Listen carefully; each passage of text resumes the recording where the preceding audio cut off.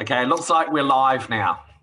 Okay, brilliant. Well, look, welcome folk to the regular Audit and Risk Committee meeting, bearing in mind that we had the extraordinary meeting a week earlier in the prior month, which was tremendous. Thank you, Ken and Gary. That was very helpful.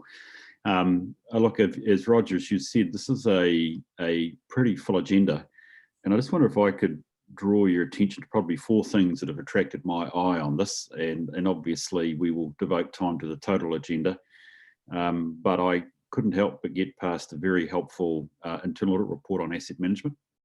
And I think we would want to devote a fair bit of time to that. Very appreciative of the update on the 2021 annual plan. And in some sense, it's important for this committee. It's its last chance before council goes through its processes to consider and presumably adopt that. A very interesting item here on procurement, particularly the broadening of it for the secondary objectives, which I think is actually really, really important. And also at 1 p.m, when Leon, our auditor, can join us, it'd be very interesting to hear from him about developments, not just in terms of where they're at with the audit, and I think they've been doing work, haven't they, Ken? But particularly because more broadly the Auditor General is raising issues around COVID-19 and their effect on annual reports, which perhaps we may have underestimated at this point. So I think that would be useful. And I do notice, importantly, in public excluded, we're going to do a first of our deep dives, which will be an interesting experiment, and one that I look forward to focus on. That is not to exclude all the other good papers that are on here and the necessary time that we want to give, but I find those particularly valuable. And of course, we have also Earl, who's online, I think somewhere I saw him, which is really important for us to hear from him, given what we're talking about COVID-19. So with that, I'd just like to fully declare the meeting open, and if I could please move to the preliminaries, which is firstly, I think we've all counted ourselves into agenda item 1 as being here and present, which is great. Roger, note that from apologies, we'll just record note that you may dip out at 2. But everybody else here is able to stay here for the rest of the meeting? Mm-hmm. Craig, okay. Fine, Bruce. We'll sustain that, but I don't think we need to actually make a resolution because we just know you'll be out and back. Are there any matters on the agenda that have given rise to concerns around your interests? Yes, Susan. I do, Bruce. I'm just declaring an interest in a matter which appears in the public excluded section, right. And I'll detail as we start that what that is. Yes, I appreciate that. I know it's just a matter to be received and heard, no decision making involved on it. But correct. I'll detail that further in that section if you want. Very happy that we just do that quickly or consider that quickly when we start public excluded. Thank you, Susan. That'd be great. Oh, you got my email to that effect too, I hope. Did I? Oh, I emailed you this morning. Oh, sorry, I haven't been near my emails. Oh, that's all right, no drama. I was going to declare it anyway, but. Okay, thank you very much. Well, look, I'm sure between now and then I'll get to that email, believe it or not, for various reasons. So that's superb. Are there any late items that we need to add to the agenda, apart from our just acknowledgement of where we are adopting both open and closed minutes? Is there any late agenda items I need to be aware of? I haven't been made, as far as I'm aware of anything. So all good. In that case, I'll move from the chair that the order of the meeting be confirmed. I don't propose to change it anymore. Do I have a seconder for that? Thank you very much, Roger. All those in favour, please say aye. Aye. Aye. Again. Carried. Thank you very much. Okay, so we will follow down in sequential order. I have been given a great timeline here by Ken, and I think we'll basically truck on through with a view to break for lunch at 1 o'clock. But I don't think we're having a break for morning tea. I think that's probably fair enough because it is after 10. So here's our straight run through on key things. So can I move then, please, to look at the minutes of our extraordinary meeting on the 12th of May. Are there any matters of comment or correction that need to be noted at this point? There's not. In that case, again, I'll move from the chair that we adopt these as a true and correct record of that open agenda meeting on the 12th of May. Can I have a seconder, please? Thank you very much there, Andrew. All those in favour, please say aye. Aye. Aye. Those against, it's carried. Thank you. Well, can I say, having read the minutes closely, great minutes, by the way, and I think anything that is as I went through our program from last meeting tend to get picked up in this meeting, so I don't think there's anything we need to discuss directly as far as those minutes are concerned. So that gets us straight on to, I take it it's you, Sarah, to lead us through our first real item of business, which is the Treasury Update Strategy and Risks, and which we also welcome Earl here as well. Yes. Morning, good morning, everyone. Obviously, my report was pretty short because we've got the expert here today to give the presentation. But as just wanted to mention, obviously, as you've noted, due to COVID-19, it's very important to keep an eye on our Treasury strategy and the risks involved. But, you know, just naturally, as well as our level of debt was increasing and as expected to increase, it's obviously going to become an important area of focus. So I'll hand over to our long-time Treasury advisor, Earl White, and he can make his presentation. And I'm sure, we'll have lots of questions from that. Thank you. Well, welcome again, Earl. Appreciate your time. Always good to have you here, man. Yeah, always a pleasure. Okay, so there would have been some slides circulated. Now, I should be able to, oh yes, somebody's done that for me. I think that's Ken, he's a champion. Okay. Which I can't take credit, Earl. It's it's Anna and Sam who can take credit for that. Oh, great. Okay, so if we go to the first slide.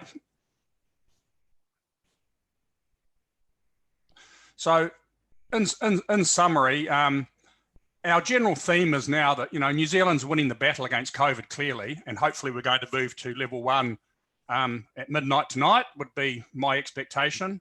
So now really the focus is going to switch quite heavily to trying to win the economic impact, you know, so the economic war really. So we've won a battle, but we've still got a pretty big war to go ahead.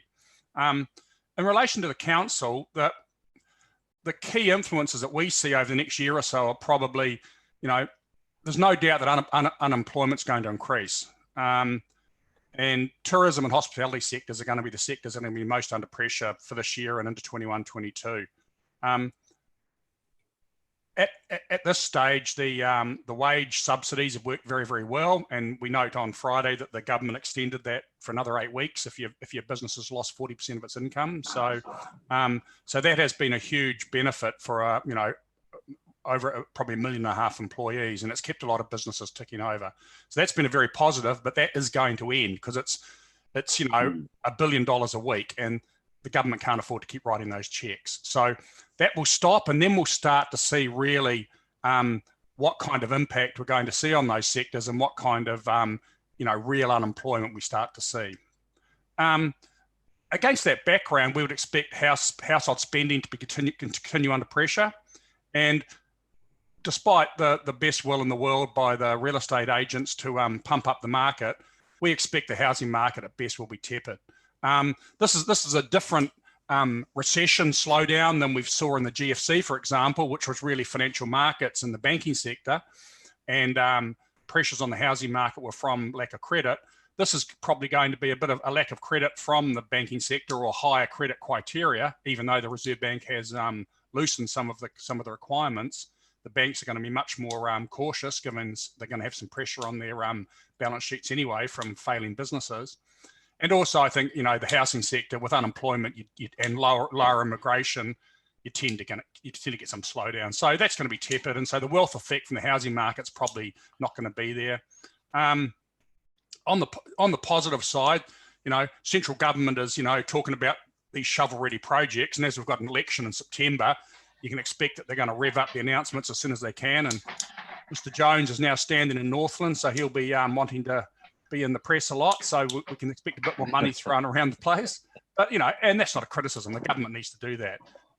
But in relation to the council, it's really, you know, so these shovel-ready projects that affect Waipa, you know, how quick will they actually happen? Because we all know that getting infrastructure projects started and flowing through is not, you can't do it tomorrow, you know, and there's going to be demands on resources for everywhere.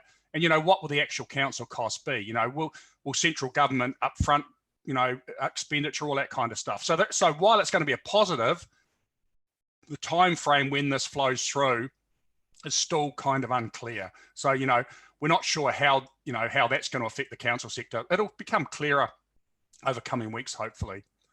The farming sector in general is doing pretty well. Dairy prices are a little bit soft, but you know, there was headlines in the press this morning that Zespri is expecting to do record volumes, and they're getting record prices because they're promoting the vitamin C aspects of kiwi fruit, which is and it's taken off in Europe. So they're well ahead of where they were this time last year in sales, and they're looking very positive. The meat sector's come back a bit from the heady levels when we had the Chinese demanding meat from anywhere because of their pork problem. You know, and dairy's stable, but there is a bit of a worry around the currency. The New Zealand dollar's rallied nearly 14% from its lows in March, and that could start to be a headwind. So the currency has recovered all its pre-COVID losses, and you know, commodity prices haven't really come up that much. So you know, the farming sector is looking okay, but at this stage, it's hard to see that really give us a massive boost to the economy. So we're sort of balanced there. So government spending and and infrastructure spending is going to be a big driver over the next 12 months or so. Now, the real good news for Waipa is that you have low levels of debt. You're a very low indebted council.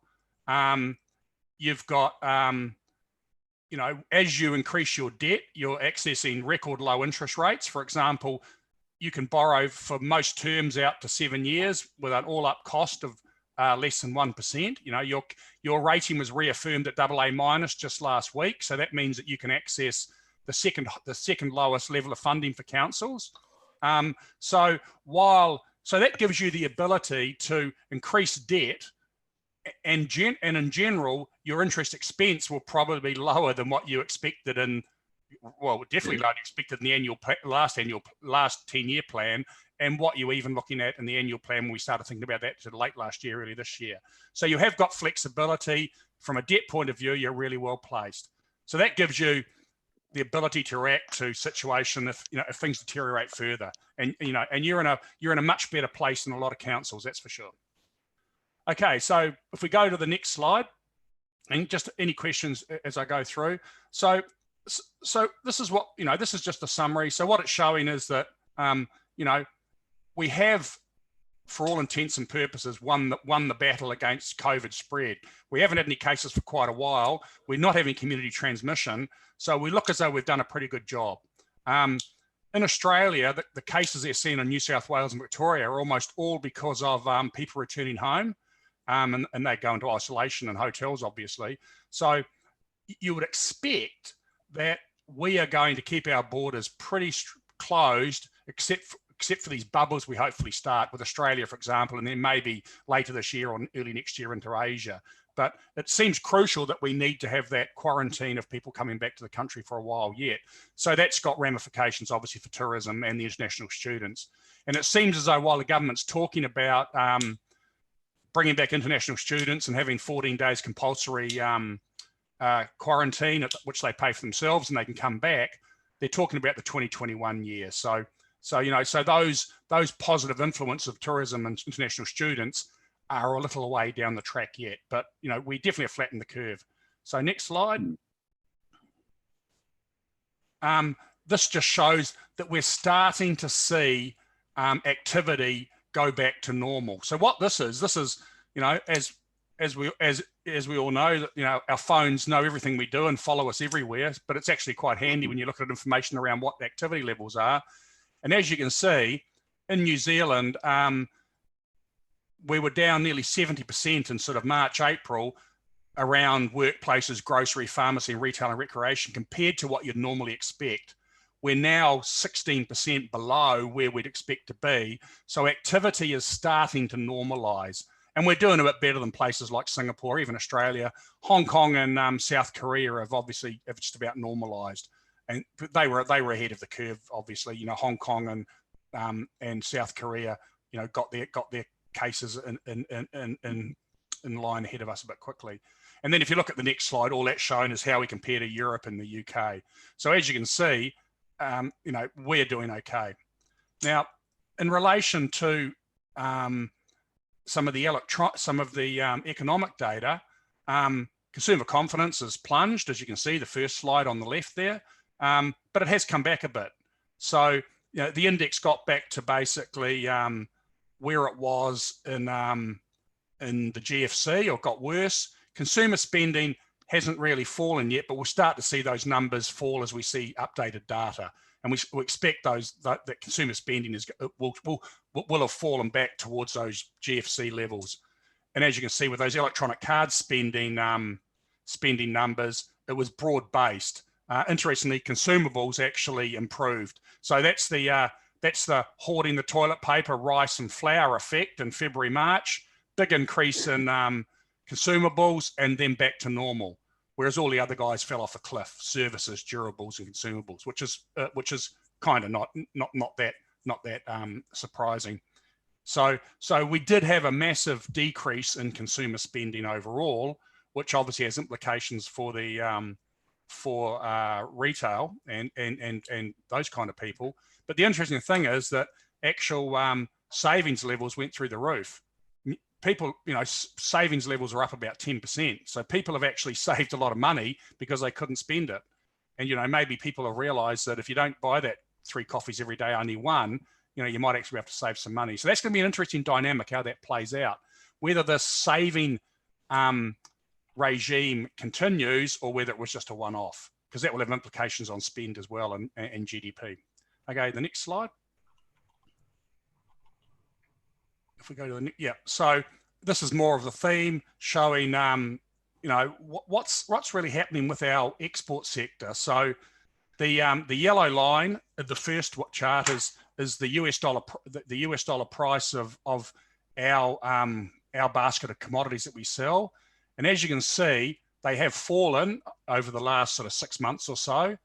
But the New Zealand dollar until recently was tracking lower as well. Now you'd expect that to happen.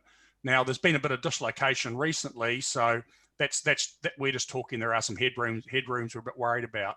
Some headwinds we are a little bit worried about. If you look at the top slide on the right, as you'll see, fruit has held up really well. Like commodity prices, US dollar prices for the fruit we export hasn't really changed. In fact, it's higher than it was probably a year to 18 months ago. Dairy has fallen, which I intimated before.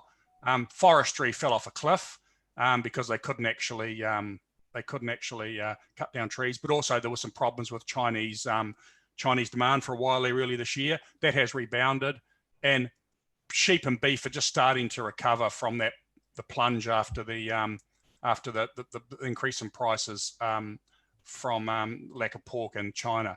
But overall, those prices are okay, but they're not ex-fruit. They're not telling us that we're going to have a massive export-led recovery in incomes unless the Kiwi dollar stops going up. So the Kiwi dollar is starting to become a little bit of a problem. It's got to 65 cents on Monday night, and it's you know 8.5 cents higher than the lows we saw in March. So the export sector is going to help us a bit, but it's not going to give us a boom at this stage. So that means that, you know, all things being equal, the economy's still going to find it a little bit tough. World oil prices, you know, as we know, well, not as everybody knows, but the oil price actually went negative in March. That was mainly because there was too much supply and there wasn't enough storage. So people were actually paying for people to take the physical oil off their hands because they had nowhere to store it. That's corrected pretty quickly. And the producers have taken about 10 to 15 million barrels a day out of production. So oil's sort of back around that $30 a level. But in the big scheme of things, you know, the oil price is not too far from its lows. So that is having a positive effect on consumers' pockets, because a drop in the oil price tends to lead to a pretty strong drop in the petrol price, which is like a tax cut for people, because you can't sort of escape spending on petrol. Having said that, during COVID, consumption of petrol products collapsed, so it didn't have the impact. You had this massive wealth benefit of people not using their cars at all, and that's going to be an interesting thing as well. You know, what will happen as we go forward? Will people go back? And I suspect they will. But that's just, those lower oil prices are a slight positive. The last one is the Baltic Dry Index. Now, this is an interesting one because this is an index of what it costs to buy freight capacity effectively. So the higher the index, the more expensive freight is. And as you can see, leading into the GFC, when there was a huge demand for commodity prices and there was a big commodity bubble, and at that time, that was when the dairy payout got above, we had a record dairy payout of $8 something, and iron ore was $200 a ton, rah-de-rah-de-rah. So pre-GFC, freight charges were very, very high. They collapsed after the GFC short term because there was just no demand for anything. And since then, they've really gone sideways. And one of the reasons for that was there was this big increase in freight charges from 2005 to 2008-9, created a whole lot of demand for construction of ships, and but like probably office buildings that are coming on stream now, oops, they got their cycles wrong. So there was a lot of extra supply of freight and demand was falling. And as you can see, people are a bit more confident about the global economy late last year. So you saw freight prices starting to flick up. They're falling back again now. Now, this doesn't reflect what's happening short term to air freight. Air freight's tripled, like until recently, sending stuff by air was costing 3 times what it was costing pre-COVID. It's probably down to about double now as we're starting to see some capacity come back. But that's a direct impact of, less flights, etc. So shipping costs are still relatively low, which is good for people like Zespri and the Dairy Board who have charter boats that send their stuff away. But it doesn't reflect the full picture yet. But hopefully those air charges will start to normalize as well. But that is a concern in general, because with that index low implies demand for global shipping is low. So that means the global trade cycle is actually weak. All things being equal, that index goes up when there's more and more people trading and shipping and there's more demand for boats, right? So while that's a good thing if you're an exporter from a cost point of view, it maybe doesn't reflect a positive outlook for trade. Okay, the next one. So this puts in perspective where we sit compared to, say, for Australia, for example, and why our GDP results could be a little bit worse, because tourism is a much bigger part of our GDP than most countries. So Australia, it's around sort of 3 or 4%. In New Zealand, we're above 7%. So we've got a bigger percentage of our GDP linked to tourism than Vietnam, even Italy, France. But when you look at and then you get down to Greece, Iceland, very small country, right? So it gets distorted anyway. Thailand, massive tourism impact on them, and Fiji. So we are quite dependent on tourism. And when you add those international students to that, closing our borders is going to have a bigger impact on us than lots of other countries. So that's why we're just a bit nervous about how things will play out over the next 12 months growth-wise for New Zealand, because that is a big issue. We do get a lot of money from international tourists and obviously students. Okay, the next one. So this is the New Zealand dollar. So it was sort of going down over the last couple of years in line with really commodity prices drifting off a bit. That arrow is COVID. So as you can see, it fell off a cliff, went from sort of 63 cents down to 56.5 in a very short space of time. Now, that was done on Friday morning, this chart. It's now closer to 66. So it's even higher this morning. So the New Zealand dollar has recovered all the ground it lost before COVID, which is a little bit of a concern, because there is a strong correlation historically between New Zealand dollar and commodity prices, because we're a commodity exporter. And when we look at dairy, which is our major commodity export, dairy prices are down 15% over the last 12 months in US dollar terms, and the currency is only down about 3.5% now. So the correlation in the last 3 months has been negative 90%. It's normally about a positive correlation of 80%. So 80% of any move in commodity prices tends to reflect an 80% move in the currency. So commodity prices up, Kiwi up, commodity prices down, Kiwi down in general. Currently, commodity prices are falling and the Kiwi dollar is soaring. So that's not good news for the farming sector if it continues. So we're keeping a very close eye on that. And this is all to do with equity buy and risk on, and markets start to factor in a V-shaped recovery internationally. But for New Zealand, that is a basis for a bit of concern going forward. Okay, the next one. And this just reinforces that. So the blue line is the dairy index. So as you can see, the dairy index, the average over the last couple of years, so the dairy price is below average. And while the Kiwi dollar is well below its average as well, it's now back up at nearly 66. So it's not that far from its average. Again, this was done a few days ago, and the Kiwi's gone up another 3 cents. So the Kiwi dollar is now basically, as we speak, it's around 65.30. So the Kiwi dollar is basically at its average price over the last 2 years, whereas the dairy price is below average. So while it's not as bad as 2018 when the dairy index was down and the Kiwi was up at sort of 69 cents, that means the payout that Fonterra is indicating for this year is still safe.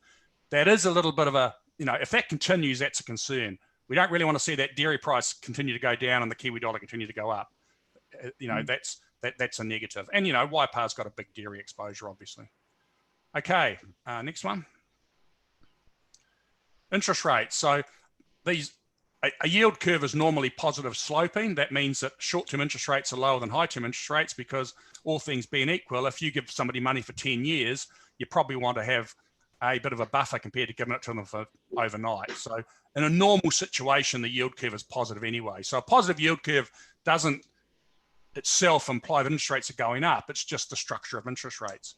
But it's quite funny, this is, if we went back 3 years, these curves would be sort of have a 5% range. We're talking from 0.1 to 0.9. So in the big scheme of things, and if you look at the New Zealand curve, so basically, we've got a cash rate of 0.25. You've got short-term floating rates around 10 basis points. And then if you go out to borrow for 10 years, these days you're paying about 0.8%. So it's, it's very cheap to borrow. The problem with low interest rates is that, we have to have them, obviously. The Reserve Banks had to react to the slowing in the economy by decreasing interest rates. But low interest rates haven't really stimulated a huge amount of borrowing and spending over the last few years anyway. And the evidence in Europe with negative interest rates and low interest rates in Japan is that without government intervention, you don't really see a lot. Companies aren't borrowing just because interest rates are low. Companies will only borrow if they've got an income accretive opportunity. You're not going to borrow money at 0.8 if you're going to lose money on the investment, right? You've got to have positive investment outcomes. And at the moment, looking for those is going to be a bit difficult. So that's why, talk of negative interest rates, we really see that as almost like desperation, because interest rates themselves aren't going to deliver growth. They help sort of people getting in trouble financially, but they don't, and that's why government intervention and this infrastructure spending is going to be very important in the short term, at least, because I think the corporate sector is still very nervous about spending CapEx. And in fact, what we've seen over the last 3 months, we've probably had about 4 billion of CapEx cancelled. Auckland Airport's one of our clients, and they've cancelled 2 billion of CapEx straight away. So they've, and I'm not telling you any secrets, this is public knowledge, they've probably written out checks for $150 million to get out of contracts to build stuff, because it's cheaper to do that than actually continue on. The second runway at Auckland Airport's probably 15, 20 years away again. So that was going to be starting next year. And then you've got people like, the Vectors of the world, and, Chorus has got almost done and rolling out the broadband. Guys like Enable in Christchurch are doing the fibre in Christchurch. They're almost done with their infrastructure. The generators, power demand is flat, so they're not building, building new stuff. So those big infrastructure spends have probably been deferred anyway. And councils are deferring expenditure because, Auckland's going to have to cancel, hundreds of millions of dollars worth of projects because it's broke basically in the short term. Got a big cash flow issue. So, so that's the thing that's going to have to happen, is who's going to come up and sort of take up that infrastructure slack, and it's probably going to have to be central government and councils, because the corporate sector, I think, aren't going to be really doing it, in general. And low interest rates don't per se just lead to more demand. There's other factors at play there. Okay, next one. what this really shows is, guess what's been happening since the last 15 years, guys? Interest rates have been going lower. This is just a continuation of a long-term trend. And if you look at COVID, that move in COVID, you know, we had the big fall in the GFC in 2008, but interest rates have really been going lower for a long time. And this is all about GDP growth globally is weakening. Normal levels of GDP growth have got lower than they were historically, and inflation outcomes have been generally low. So, you know, there's a lot of arguments now that interest rates, we had about 20 or 30 years of artificially high interest rates, and the real level of interest rates is somewhere around these kind of levels. Now, COVID's pushed them down to, you know, extremely low levels, but there is an argument that we had, you know, from the 70s, the oil shocks, all those kind of things, we had artificially high interest rates, and now we're going back to a normal situation. I think 200 years in the UK or something, between, you know, in the 17th and 18th centuries or something, inflation was zero for about 200 years. You know, the price of butter and bread didn't go up for 200 years. So inflation is kind of a 20th century thing. So, you know, while interest rates are low, the trend hasn't really changed. So, you know, we've been saying lower for longer, but we actually didn't think they were going this low. But, you know, this is an expectation of interest rates massively increasing anytime soon is kind of a bit overdone, we think. But having said that, at zero, there's probably only one way to go in the short term, a little bit higher. But forget about COVID. The trend in interest rates has been lower for a long period of time, and there's other things driving that. Aging population in the West as well, lack of demand. Okay, next one.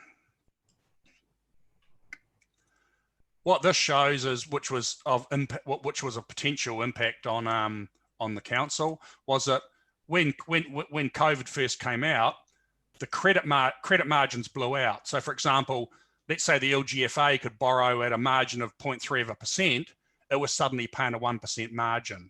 Now, if your base rate's gone down by 1%, but your margin goes up by 1%, your interest rate expense hasn't changed. In fact, it could go up. Luckily, the Reserve Bank's intervention in the bond market has been heavily buying government bonds and local authority bonds, has pushed those margins back down to sort of normal levels, despite the fall in base rates. So that means net, the cost of borrowing for the council has dropped quite substantially because you've had no increase in your margin from pre-COVID, but you've got much lower base rates. So that's a positive story. So we got this, you know, and that just shows how much of an impact the Reserve Bank's intervention has had on margins. So they got out to 1.2% for these A-rated bonds, and they're back down at 0.6. So they doubled for a few weeks. So that's a positive story because, you know, if you're going to have to borrow more, your borrowing costs have come down in real terms. Okay, the next one.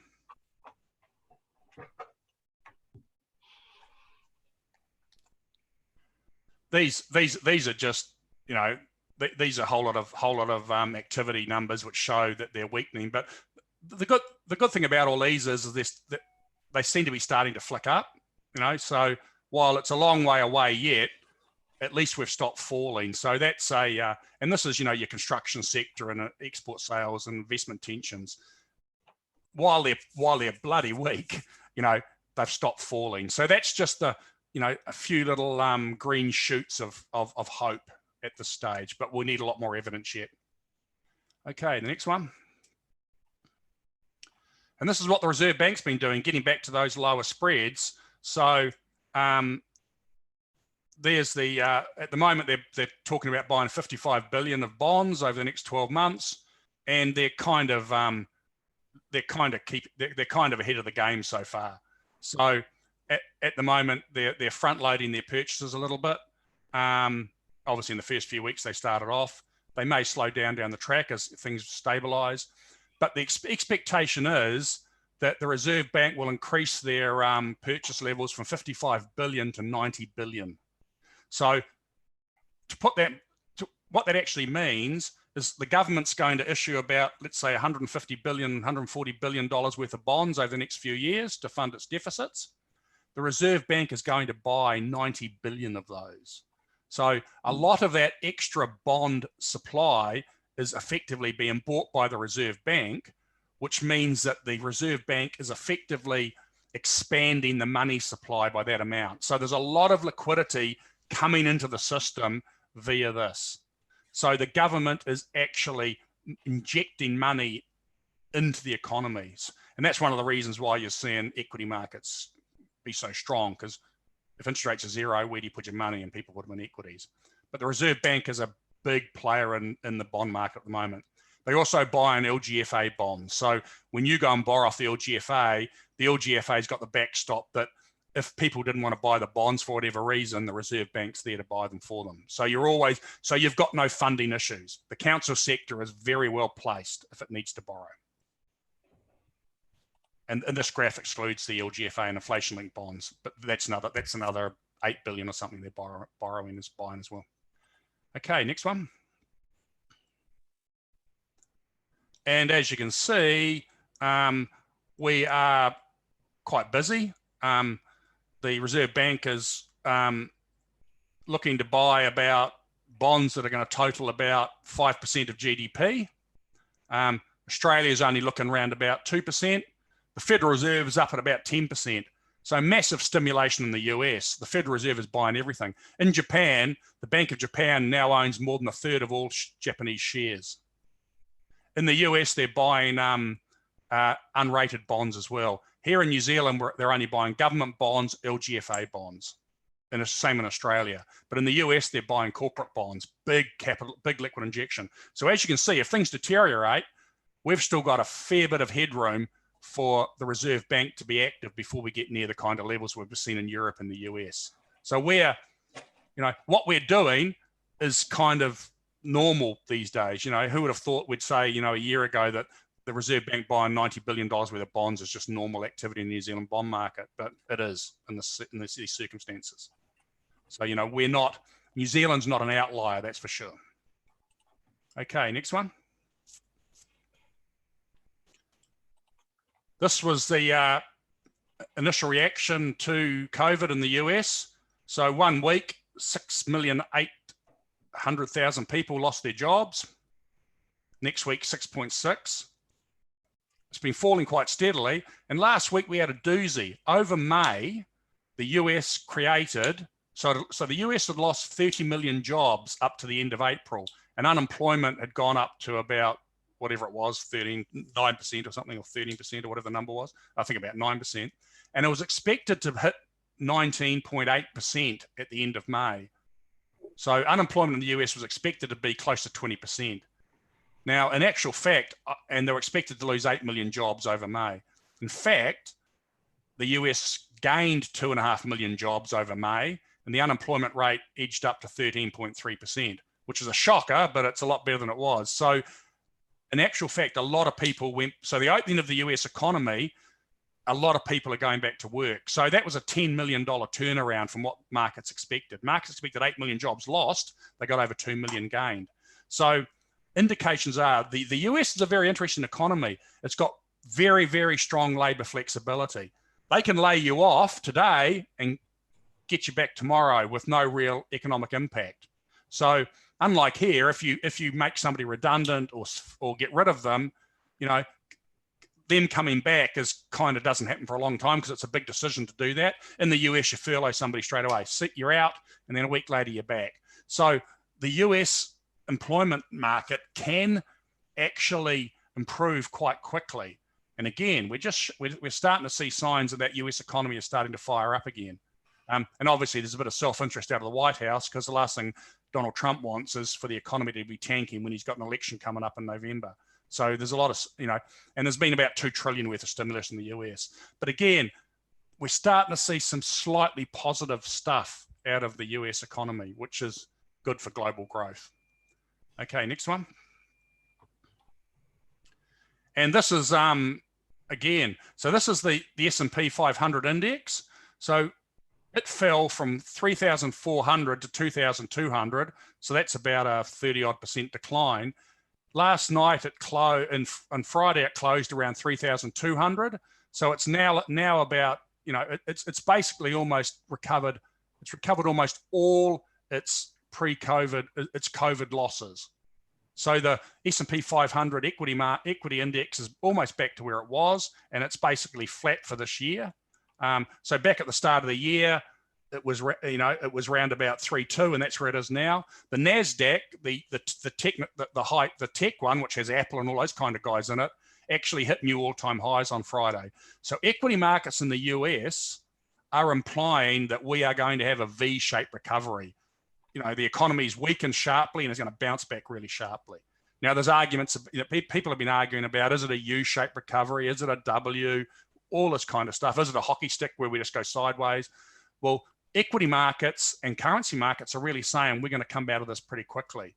Now, the New Zealand economy, I think, we have got some issues in having a V recovery because, as I said, tourism and those kind of things are going to be weak for a while. But, and this is kind of, our equity markets just going up because interest rates are so low, no other, there's no other alternative or fear of missing out driving these flows. But not everybody buying equities is stupid. So equity markets and currency markets are forward looking, and they're starting to imply pretty strongly that the markets are factoring in a pretty solid recovery, so it's getting very interesting. And if that's the case, things here will be a lot better, a lot quicker than what we're currently pricing in. But, equity markets have had a stunning run. If you're lucky enough to buy some shares at the bottom, you've made a lot of money, but I doubt if many people tried to catch that sort of falling knife at that time. Okay, the next one. That's it. So the executive summary was basically, we've got a bit of a long, hard road. New Zealand's got a few issues, but there's some pretty interesting signs happening out there. And, maybe we're going to bounce back a lot quicker than we thought. So, we'll have to be flexible over the next few months, that's for sure. Appreciate that, Earl. That's very, very insightful. And well, actually, probably the first time I've sat in Audit Risk Committee, we've had the chance to hear the Ben Corp type presentation. So look, is there anybody got questions for Earl at this point?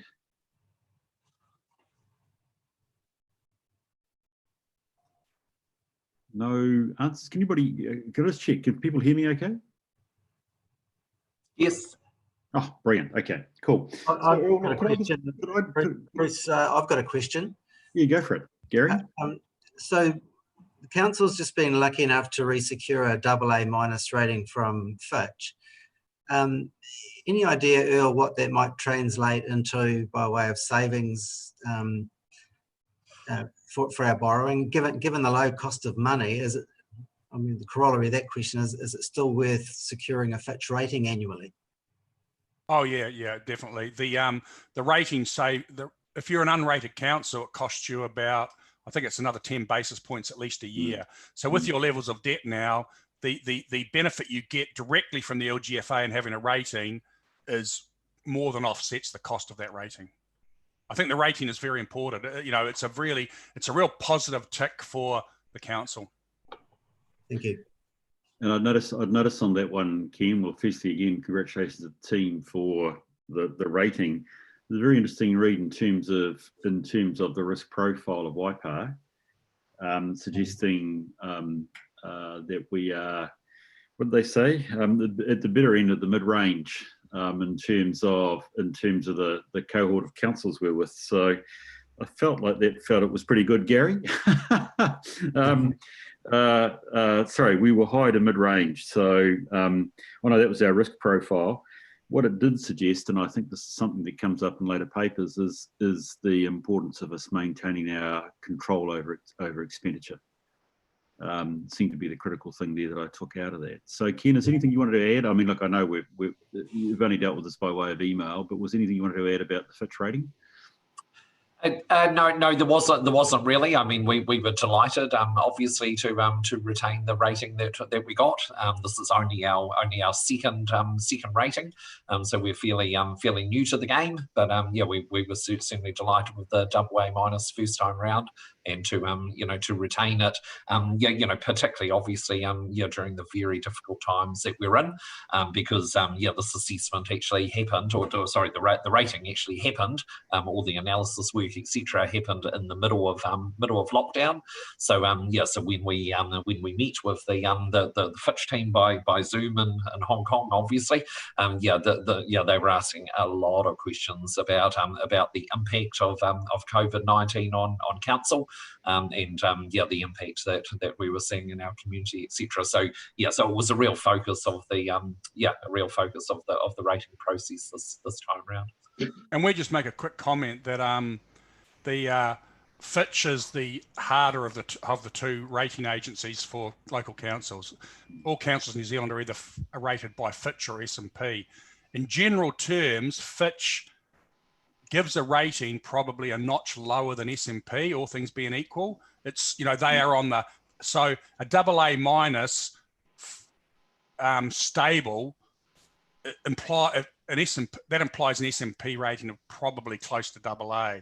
So we think it's really good, and also when we do our internal analysis around our council clients, and in your cohort, you're in the sort of top quartile of council. So so Waipawa is, as I said, is pretty well placed.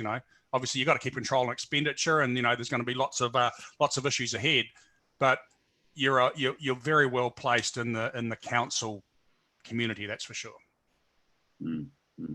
Could I just ask a comment? Oh, sorry. Oh, sorry, you go for it.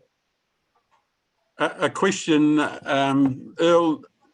In terms of the borrowing rates being at, I suppose, what we perceive as an all-time low, but historically that doesn't look like they are. So from the argument to sort of borrow now and build projects because interest rates are likely to start lifting is not really a sound argument. Your feeling is that interest rates are going to stay low for some time. So the real reason for carrying on with a infrastructure projects is really to keep the economy going rather than any benefits we're going to get because we beat a lift in those interest rates. Is that a fair comment? That's an absolutely fair comment. And I think, so that means borrowing to front load projects is sensible in this environment because you want to be stimulating demand and helping the community. And if those projects are going to be done anyway, but you don't need to rush out and do projects tomorrow because interest rates are going to be higher next week. We're talking interest rates are going to stay at these low levels for a couple of years at least. So that shouldn't be the driving factor. It's the quality of the spend and what you're front loading is the decision you need to make. Yeah, thanks, Earl. Yeah, and that's an important point. As you say, Earl, we don't need to be rushed into action which we may be less certain on than if we had a bit more fullness of time, because you say the cost of making the best decision actually isn't high relative to the interest rate or perceived movement in interest rates going forward. And we don't want to be like Tauranga that had to abandon $19 billion on a $90 million on a parking building they cocked up. There's some care of finance at Tauranga. I can assure you that there's been one audit and risk committee that's dominated by time. It was good old Tauranga. Yeah, exactly. And we aren't in any way stretched like them, or as you've seen in the Herald today, Auckland. With the level of savings it's got to try and find to balance. So it does stress how well our balance sheet has been managed to date, as we have to start to flex it for all the capital spend that we know we've got to do. So that's a comforting position. The other thing, Ken, just worth traversing while we've got Earl here, is the position you've taken in the market in terms of, I'm going to say protecting us against interest rate movements. It's pretty hard not to be protected with such low rates, but just the position we're taking, you tend to talk, things like fixed interest rates and what have you. You've taken the position, I think, of moving to fixed interest rate instruments. Is that correct? Yes. So yeah. So I guess traditionally our approach, Bruce, has been to to use floating mechanisms, and then to underpin them with swaps to fix the interest rates in. I guess in recent times, and we'll certainly hand it to Earl in a moment to clarify further. But in recent times, I guess we've been taking advantage of certainly of LGFA borrowing, and generally their fixed borrowing. So we're moving much more to fixed instruments with the LGFA rather than overlaying with swaps. Earl, I don't know if you've got any further comment. Yeah, I think nobody knows when interest rates were going to stop falling, and COVID's come along and it's a whole new game. But at the end of the day, we've been using the ongoing fall in interest rates to just slowly add to the fixed profile for the council as we get opportunities. We haven't rushed in and fixed everything for 10 years thinking that's the bottom. We've been playing a cautious game, and that's delivering an ongoing fall in your interest expense, and that will continue. So we're pretty comfortable in accessing a reasonable portion of your debt on a fixed rate basis at these levels. Jim, while we don't know whether they're going to go lower or higher, like you're talking about before, if the council can't operate with a cost of funds of 1%, then we've got some issues around how we do things. So the Reserve Bank's still got an inflation target of 2%. Whether that's going to ever get met or anything, but that's a different story. But we're pretty comfortable having some fixed rate debt, that's for sure, and we continue to increase that as debt increases, to de-risk your balance sheet as it increases. Yeah. Quite frankly. Thank you. Look, I just got Claire. I think you've got a question, then Andrew. Yeah, thanks, Bruce. Earl, thanks for your presentation. It's always fascinating. The question I had was about that wage subsidy. Actually, you mentioned that the government's extended it for another 8 weeks for those businesses that have down turnover of 40% or more. Like, well, what would you be picking the outcome of this after that's finished? I think when you made your presentation, you didn't commit to anything, but I just wondered if you might be able to give us a bit more to go on. Yeah, it's going to be a hard one for them because the problem is if your income's down by 40%, and a lot of these are hospitality, in general terms, there's a wide range of businesses, but a lot of hospitality and tourism related, if your turnover is down by 40%, you are almost totally reliant on the help from these wage subsidies, and maybe also, your landlord giving you some kind of benefit and all those kind of things. But in actual fact, you'd be in a loss-making situation. At those kind of levels, the business is not sustainable in the medium term. So the problem is the government going to continue to subsidise businesses that are going to fall over anyway, or will they look forward and go, okay, if we get this Australian bubble going, maybe we can get this back up again. And then it's going to be a decision whether they extend it maybe for a bit longer. I suspect because Australia has done theirs till the end of September, we will probably get another extension, because I think that, we won't have the bubble going yet by when is it going to be? Sort of July, end of July, early August.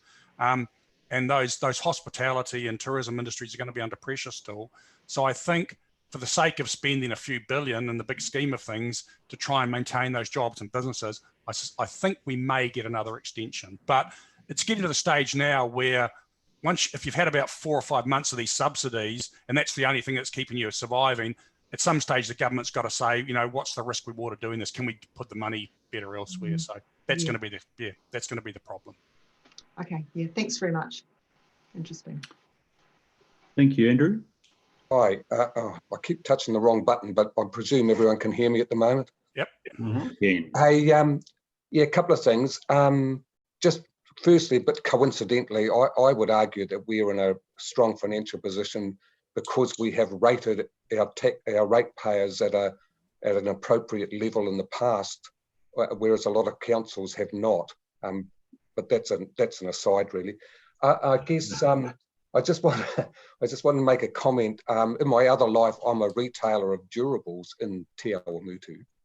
And we were closed for 7 weeks and of course had no income at all. But since we've opened, business has been really good. And I guess, there's a bit of built up demand that we are benefiting from.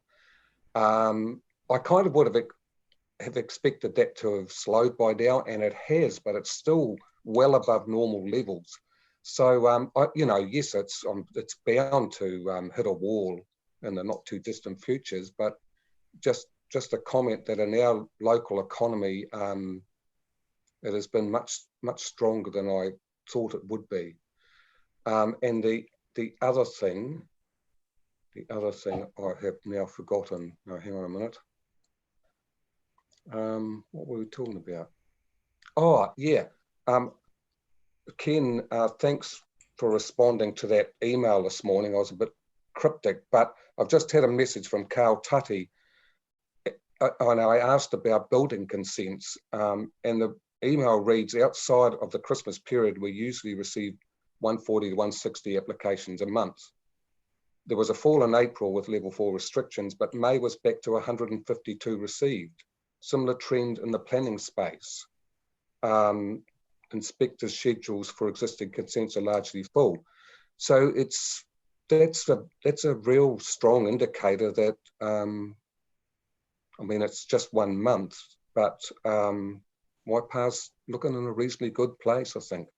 Well, I think that goes back to, my presentation, is that while there's been a lot of expected collapses and a lot of indices, because, when you close down a country, the economy basically stops, but we are seeing some green shoots, and equity markets and currency markets are forward looking, and they're actually implying things are going to be a lot better than what we and the government still think. So, anecdotally on the great old Republic of Waiheke, my wife was unlucky enough to open a cafe 6 weeks before COVID.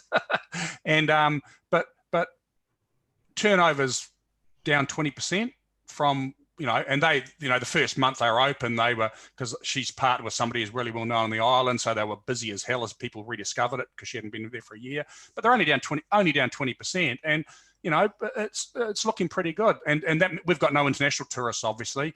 The winter's a bit quieter anyway. But yeah, and you talk to people in general terms, there does seem to be a desire by New Zealanders to try and support local businesses and sort of do stuff. Like a friend was saying, they know the people who own the Duke of Marlborough in the Bay of Islands, and they opened over the weekend and they were flat out. So there does seem to be a little bit going on, and if we can get those the Kiwi stabilised and those export sectors do a bit better, it's not all doom and gloom, that's for sure. But there is an underlying concern. We need to see the global recovery speed up. But yeah, it may not be as dire as we all thought. And I'm cautiously positive we aren't going to fall into the Great Depression. I think that's a good point. And Andrew, you might recall when we have another crack when we get the wrap up on the 2021 annual plan. One of the assumptions that we discussed last time was indeed consenting and continued growth, and so those are encouraging numbers. With perhaps facing the new year with cautious optimism, I think was the word you used, Earl. But perhaps just wondering what happens after the following year. I suppose a lot will depend on what happens clearly in the coming 12 months. It just reflects the fluidity. Oh, exactly. The change. And one of the key things is going to be how we manage the border opening. We need to do that as quickly as we can, but we certainly don't want to risk a burst in cases and then having to go back. So it's going to be I'm glad I don't have to make those kind of decisions, but that's going to be the key. So, fingers crossed, we're on the right path so far, aren't we? We've got snow on the hills down south, and no Australians who normally come across them. We need them. We need them. Scan them. Our new best friends, the Aussies. We need them right now.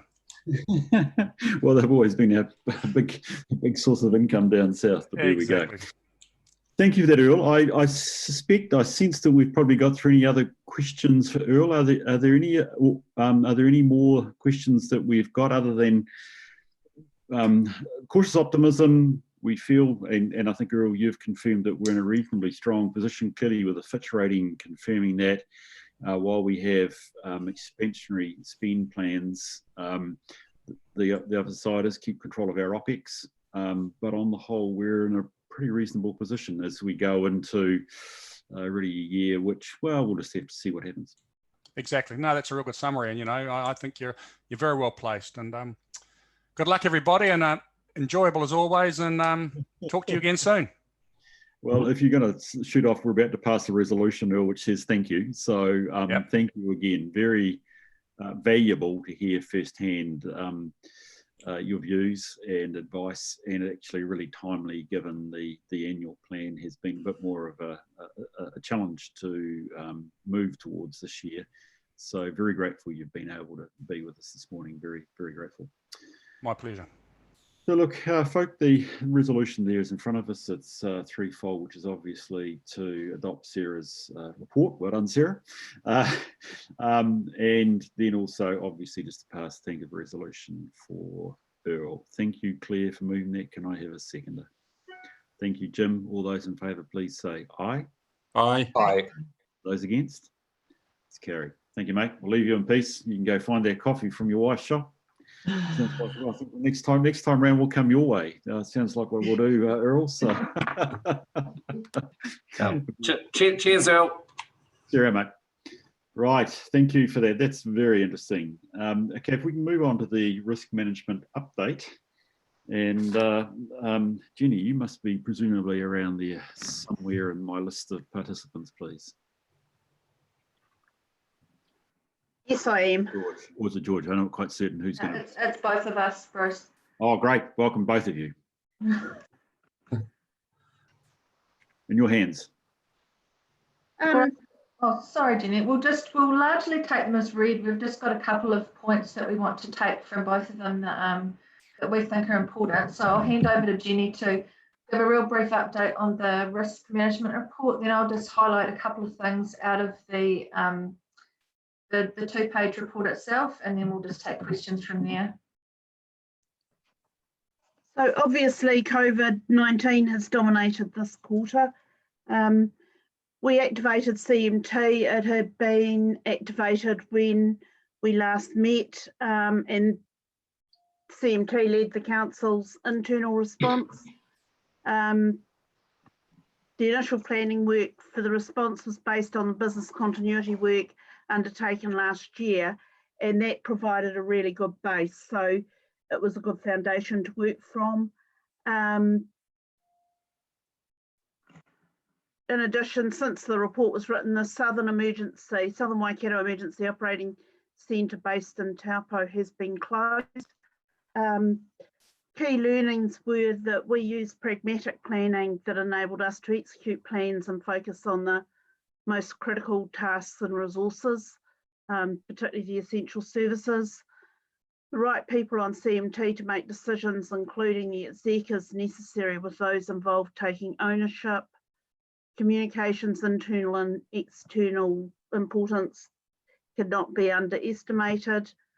We planned based on what we knew and then flexed as more information came to hand rather than waiting. The can-do attitude of staff meant success, and it was a whole of organisation response. Last week we deactivated CMT. We'll continue to monitor, particularly if there was a need to escalate again. And we will complete an action after review and use the feedback to finalise our generic crisis management plan and update the pandemic plan. We currently have a staff survey out to understand how we could improve our crisis response, but also to give input into what council's new norm may look like. I guess everyone's talking about it's not business as usual. We're going back to it's business as new. And as at 9 o'clock this morning, we had 59.4% of staff had completed that survey. So really good response rate, and it's open for another week. We have set up a COVID improvement group, and execs endorsed the terms of reference.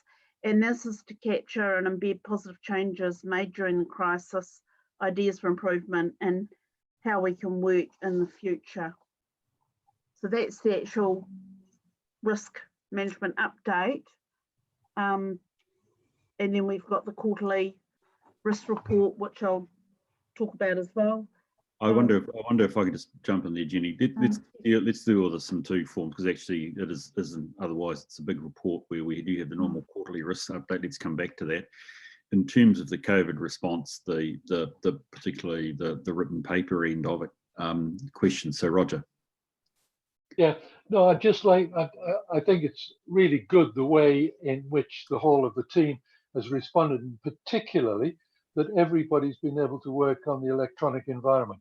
Now, I know that there are some restrictions to that, but I think prior to COVID coming in, there was a reluctance, perhaps from a number of people, to saying, well, can this work possibly? But I think the whole of the team have been very adaptable, and the communication between all levels has certainly, I think, continued as well as we could have done. So I think that's worthwhile noting in terms of the learnings that we've had within this last couple of months. I noticed there slight comment that you'll take these earnings in case there's a small tail to COVID, which actually is well, hopefully we don't, but I do get worried about when our borders reopen. It may not affect Waipa much, but I suspect places like Queenstown, it could be a real issue going forward. So I would suggest, and I know you are clearly, which is great, capturing those learnings and cementing them into the next response plan quickly is possibly not a bad idea, because I guess our policy is elimination, but it's actually elimination by having no open borders. Are there any other questions for, Ken? Yeah, Bruce. So it's not so much a question. I guess it's probably more of a more of a comment. Perhaps before we move into other parts of this report. But look, I just did want to to really acknowledge George and Jenny, because I mean, they've authored this report, and obviously obviously they're not necessarily going to blow their own trumpets in regard to authoring a report like this. But look, these two women have done an absolutely sterling job over the last 2 or 3 months. They have been really the key drivers of our efforts in regard to managing this crisis, and it has been a crisis in terms of getting the crisis management team established, and making sure that the focus of the internal thing was all about business continuity. They've just absolutely driven that process of being continually focused on business continuity during these really difficult times, and in terms of displaying great leadership in terms of in terms of the rollout of the digital technology and making decisions at the right time, etc. I mean, clearly they haven't done the work alone. They've been supported by the entire organisation, but the leadership that they've displayed has been incredible, and I don't think that should go without appropriate acknowledgement.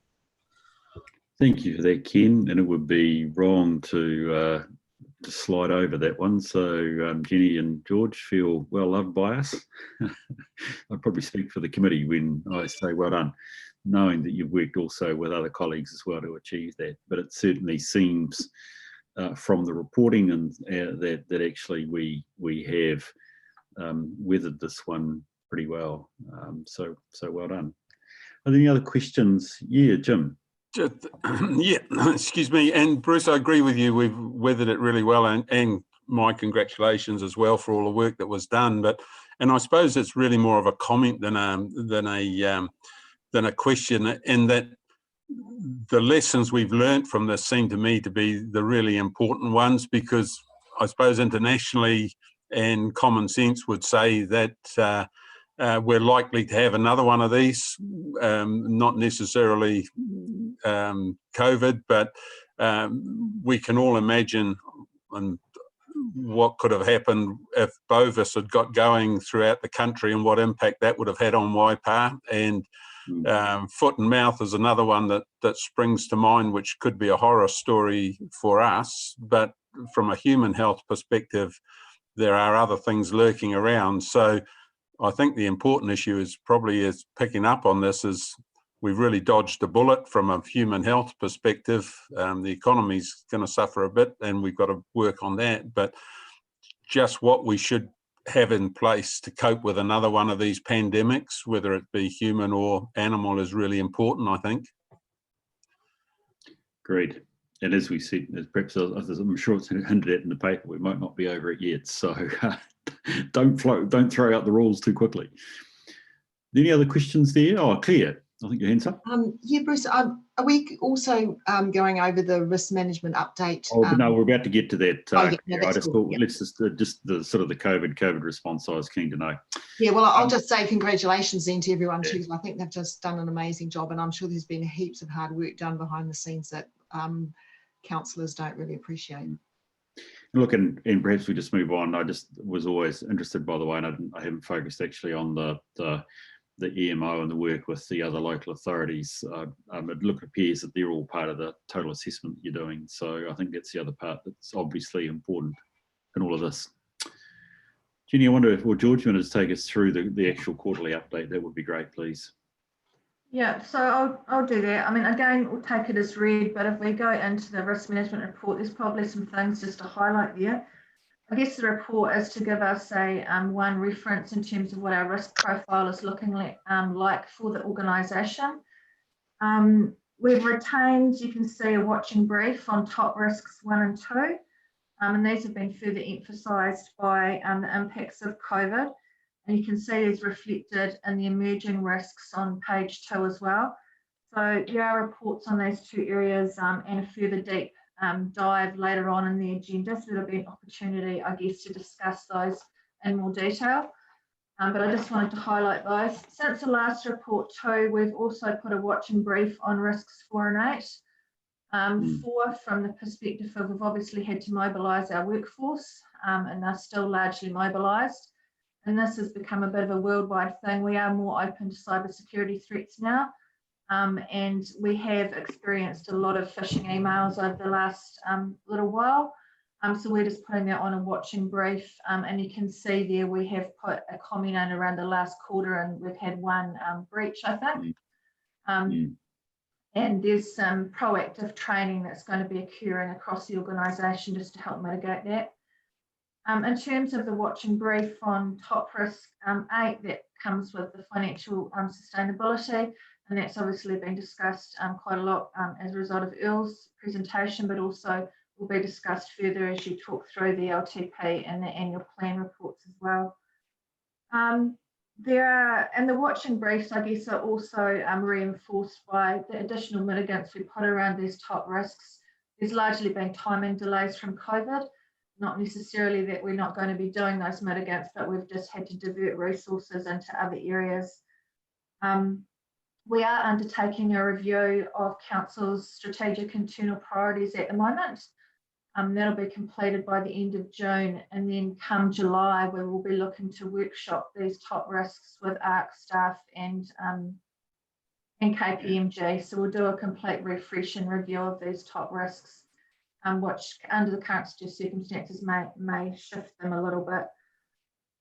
You can see also that we're trying to get the compliance reporting underway.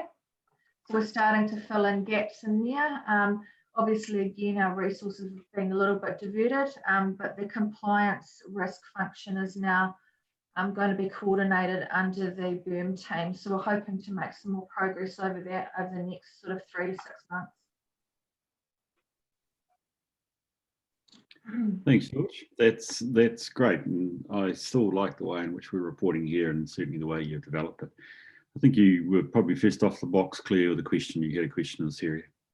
Oh yes, thanks a lot, and yeah, great report as usual, George and Jenny. I had 4 questions. The first one is on that top risk about adequate staffing capacity, and this is in the mitigation actions. You mentioned that AMPs are an area, that needs a lot of work still. I just appreciate knowing which AMPs don't have as much completion as you'd like, and which ones you're most concerned about. I think, so, and I know, I appreciate it comes up later in our agenda too. If Kirsty's on, Kirsty, are you on? Might defer that question to Kirsty if that's okay. Yeah. Welcome to Kirsty. You there? Yeah. Yes, I am, through the chair. So I'm happy to respond to that. So with regard to this, we have spoken previously on this. We provided an update, I think, at the last meeting, that Tonkin and Taylor have completed their peer review and identified some areas for further work to be undertaken in respect of the activity management plans. We have activity management plans in place for all those activities of council that are required to have them. We were concerned as to the state of completion to inform the development of business cases for the 2021-31 long-term plan. However, through reporting to the governance group and with the input of the group manager service delivery, we were satisfied that they had progressed to a point where the front end of those plans could inform the development of business cases. So there have been actions identified and these have been incorporated into a work program. The group manager service delivery is leading a group to oversee that further work, and we are anticipating that that will be completed by the end of September 2020. So there are mitigations that have been put in place to ensure that sufficient work has been completed to inform dependent work streams. Yeah, thanks, Kirsty. So really what you're saying is that there's no particular AMP that you've got concerns about. You feel that there's generally across the board, yeah, there's enough progress being made that those business cases can be developed with confidence and things like that. I think Gary is wishing to speak through the chair. Oh, sorry. Yes, go for Gary. Sorry. Oh, thank you, Bruce. So Claire, I think where we're at the moment is something of a paradigm shift, so that whereas for quite some time asset managers were very much focused on using these plans to manage the asset, and so there wasn't a great strategic or front end context to that. So what you're seeing is quite a change of approach, especially as we look to be a strategy-led organisation where we've got a lot more future thinking into these asset management plans. So whilst the plans comply statutorily with where we needed to be, looking at best practice, we actually need to start factoring a lot more of what the future looks like. And so that, I think, is the paradigm shift that we're heading for here, and one which I'm very happy with. Okay, thanks very much. Yeah, I guess that strategy thinking is the one that's going to deliver the greatest value, you know, as you go forward. And I'm very mindful actually of Alistair Duncan, who was the, you know, my finance manager, who came from Australia, and he said the Australian councils came to this conclusion a few years ago that they were in the business of managing assets, or yeah, managing those activities. Yeah, so it's good to see that being realised here too. The other questions I had was to do with the Te Arawai project. It says that the PGF is no longer an appropriate funding stream. So I'm just concerned, or would like a bit more information as to what the plan is for Te Arawai, and what impact that loss of the possible funding from the PGF is going to have on the project. Perhaps if I could pick this one up through you, Mr. Chair. As we perceive the situation to be, the philanthropic funding that we were relying on is perhaps steering away from bricks and mortar and more into the community wellbeing type space, with reliance for capital spend being focused through Crown Infrastructure Partners. Now, I still need to meet with Debbie Lascelles and the team, because the project is still very much alive in my mind, notwithstanding that we may not be able to build bricks and mortar. We're still able to tell those stories, and particularly in partnership with iwi, given the capital investment we've made in the application that folks use on their cell phone. So what I'm going to suggest to that team is the vision is very much alive. The way in which we sell the messages might be slightly different, but I'd like to be in a position where we reconfirm the Te Arawai concept through this LTP and have it ready, so that when funds become available, we can proceed with that without any further delay. Oh yeah, thanks. That's really helpful. And then I had a question about I think it was the IT system attacks, and just a comment from the staff involved there, that were they happy with the way those attacks had been able to be handled, and that you felt that the system that we had was able to, you know, was robust enough, you know, to protect us. Yeah, I mean, it's just feedback on you've received these attacks, and were you happy with the way, I guess, you were alerted to them, or that there wasn't any really serious harm produced by them? And I think, George, you mentioned that there's some proactive training planned as well, but just a comment on the system overall.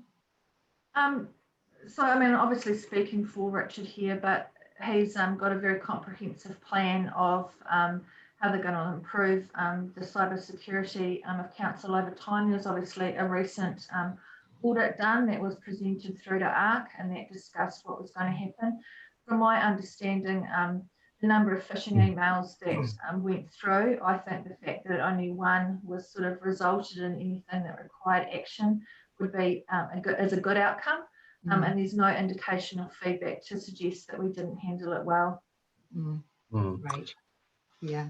So through the chair, if I could just comment there as well. I did see a graph from Richard Henderson on this very specific incident, because of course what this led to in regard to the 5 users was their email accounts being hijacked, and a huge number, like a massive number of emails going out from their accounts.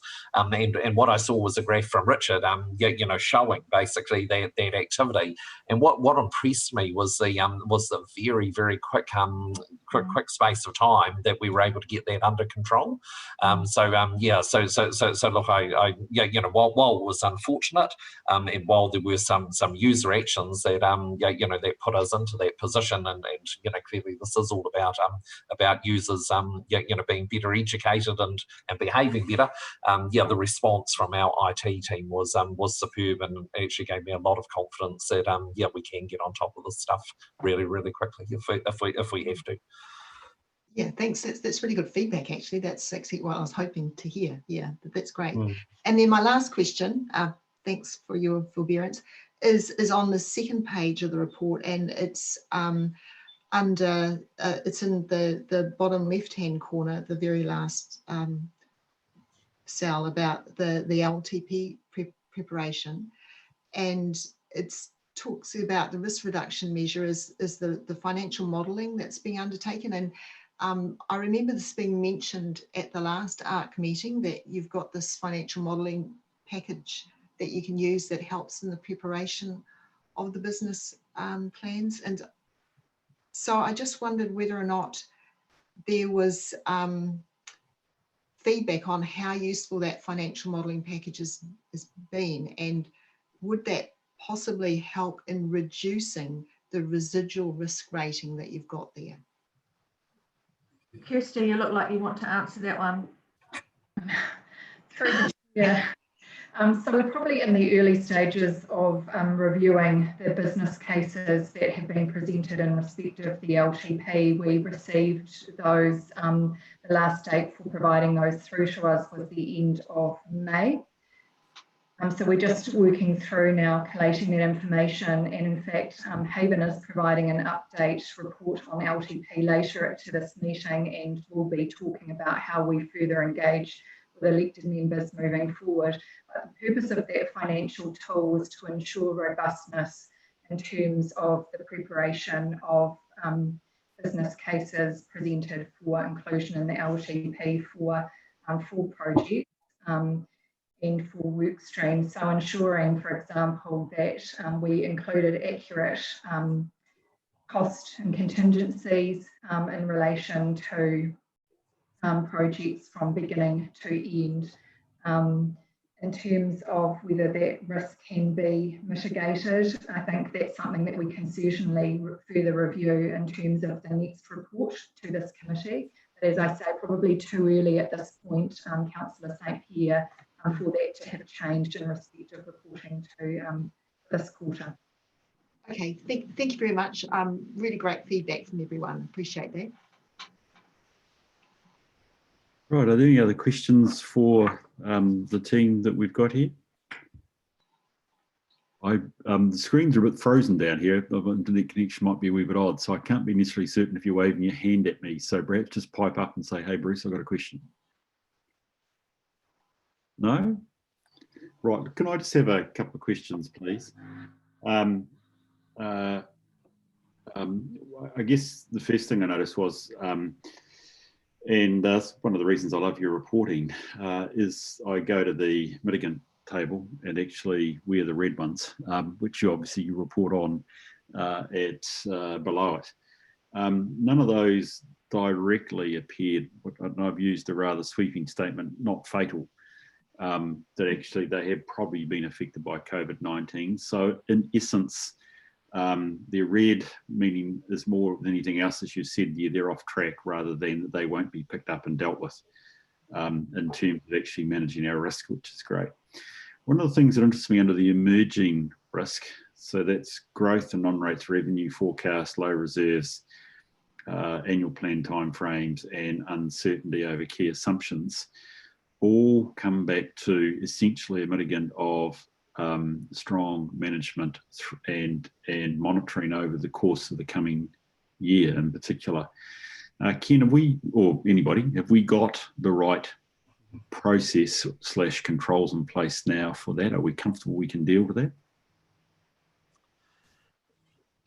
So in answer to your question, Chair, it is still a work in progress. So so we are doing some more work in that space, but yeah, we are looking for this to be a essentially an organisational CE KPI that we develop a system that will give really good insights into those risks. Good. I think that's something that ultimately I appreciate that firstly will be Gary for you and your second tier. But I think that's going to be also a valuable source of information for this committee as we try and monitor and manage through the course of the coming year as well in terms of our financial risks, which I think we probably need to acknowledge are heightened in some way through the course of this time. So I just add that in there. And one other question I have, and sorry, I didn't really follow on from what you said, Claire. When I say didn't follow on, I could have, but I didn't. I just happened to notice with the phishing emails that actually it affected people outside the organisation. What do we do about those people? We might have some annoyed suppliers or even fellow councils elsewhere. I would actually need to come back to you on that, Bruce. I don't have an answer for you on that at the moment. So just there will be a process. I just don't know exactly what it is. So I would need to touch base with Richard. Yeah, I mean, look, it's just about being a good neighbour. But when an event occurs or it becomes an issue, it does, in this case, affect other people. You think, oh, well, is there a bit of a reputation matter here? And actually, how have we dealt with that? Because one thing that annoys other people, it can be these sorts of events, and unfortunately we're not in any unique situation here. No. Two other audit committees in the last couple of months we've had to deal with this issue, but again the risk is here. It affects other people outside the organisation, so it's worthwhile just following through on. Okay, are there any other, so look, again, very good report, as Claire said right from the start. Is there any other questions from folk now, or will I move to close this off? We're right? Okay, if we do move to the recommendations, please, which are way back up here. I think it's just to receive the report, as simply that. Do I have a person that would like to move that for me, please? Thank you, Andrew. And thank you, Susan, for seconding. Thanks both for a very good suite of reports and also recognising the personal note of thanks from Ken to you, George, and Jenny as well. All those in favour, please say aye. Aye. Aye. Those against? It's carried. Thank you very much.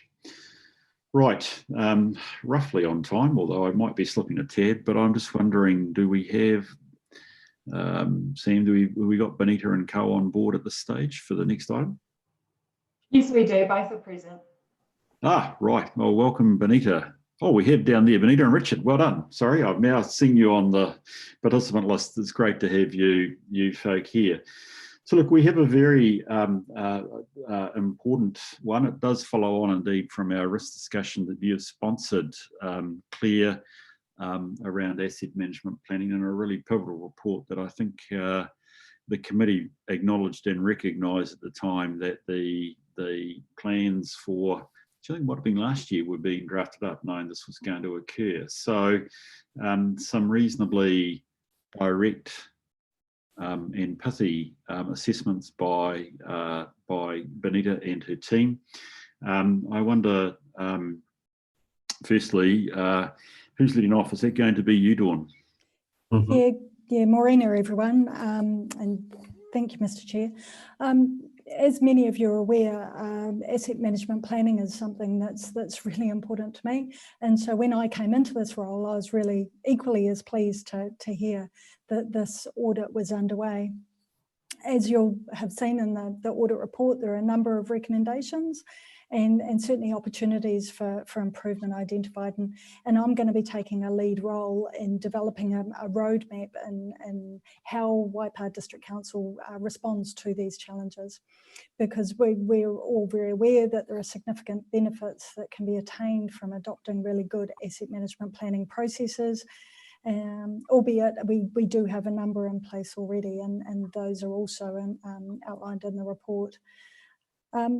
As Gary and Kirsty mentioned earlier, Waipa is already very well respected for its strategic and growth planning. We've adopted very strong project risk management frameworks, and alongside this, we have a very robust organisational risk management framework. However, I think that the opportunity really is about how those things link back into how we manage and plan our infrastructure.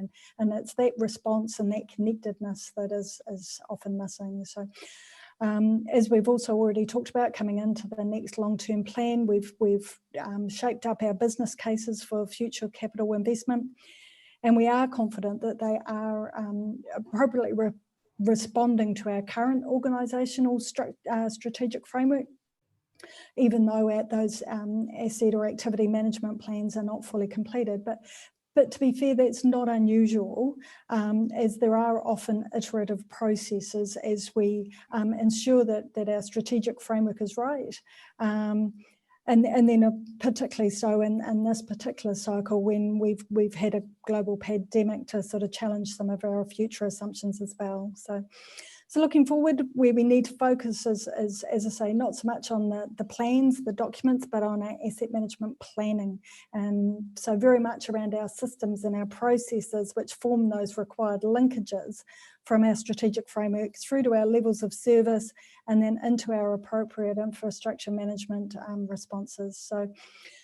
So I'll hand over to Benita and Richard. Thank you for being here, and allow them to take you through their report. I wonder, sorry, if I could just jump in there, Benita, certainly very keen to hear from you. Dawn, I think you covered, and I would just like you to reiterate and define for us this idea of asset management planning rather than asset management plans. It's the last line in your report. And yet I think is probably critical. So I'm very keen that we as a council understand as a committee, understand the importance of that, because I think it drives a lot back to even what Gary said in the previous item, and indeed I suspect what Benita's going to tell us. So can you just, I know you've just said it, but can you just repeat for us or reiterate the difference as you see it between asset management planning and just mere completion of an asset management plan, which we've had since Adam was cowboy. Thanks, Bruce. Maybe what I'll do is take it through to a practical example. So if I think of, say, one of our infrastructure areas, say our transport activity, I think of every single person in that team is involved in activity management. All of them are part of a system that is delivering a service to our community. and that our activity management plan is the document that captures those systems and processes and becomes our contract with the community about how we deliver that service. But absolutely everybody is a part of that system. And in fact, our asset management planning is that name for the system about how we deliver services that are cost effective, most efficient, and meeting our contract with our community through the long-term plan. And I also take it from what Gary said that it's not just about, sorry, I'm agreeing, by the way, with your concept of the contract with the community and management levels of service, but it's also got a forward look to it, a strategic led look. I think, is that correct as well? Oh, absolutely. Because I think it's delivering service not just today, but you're right, into the future, and understanding what those challenges are, so that we make the right investment today for both today and into the future. Brilliant. It struck me that was, and thank you for entertaining me on that one, Dawn. I felt that's important that we think of this as I invite now Benita and Richard to give us a snapshot of their report. Thank you, Benita.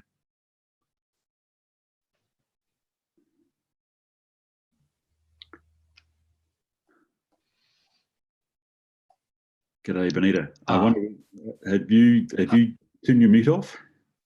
I just see a note from Benita saying she's been disconnected. So is not sure if you can see her back coming online now. Your smiling face, but I can't hear her. That's right. I can hear you. I'm not sure if you, Richard. Why don't you just go ahead? I can hear you faintly, Benita. Can you guys hear Benita? I can actually hear you better, Richard, but we can hear Benita as well. Perhaps you want to lead off, Richard, and Benita can chip in if she needs to. Sure. Okay. All right. So, kia ora all. So, look, the response to Dawn's comments, I think there's a lot that we certainly echo and agree with in those words and those thoughts, particularly regarding the asset management planning and the asset management plans and the difference between those.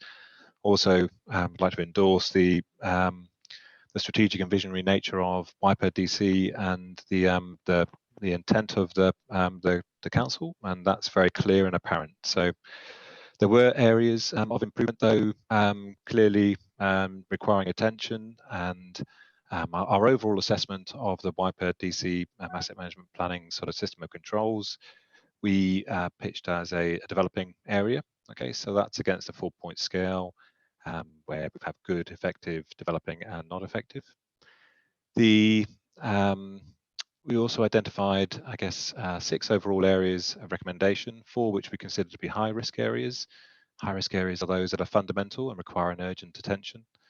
2 which were medium risk and we consider to be important and should be addressed as soon as possible as well.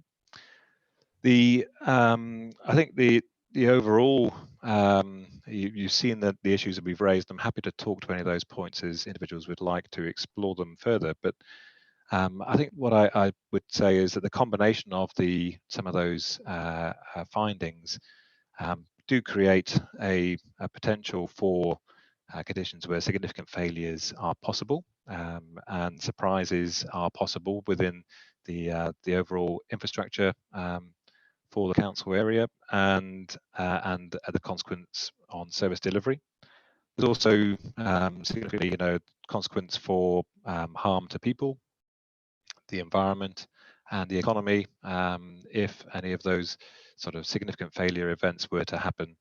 And there were observations of near misses, I guess, which could have been different given a slightly different set of circumstances. So, yep, there is certainly room for improvement.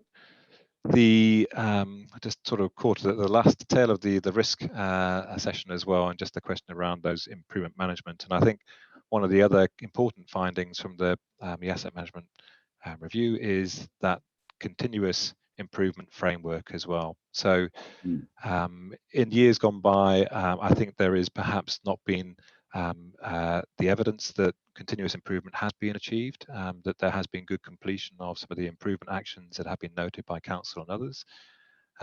So there are really important areas there just to change and make sure that the outcome is different in this period going forwards.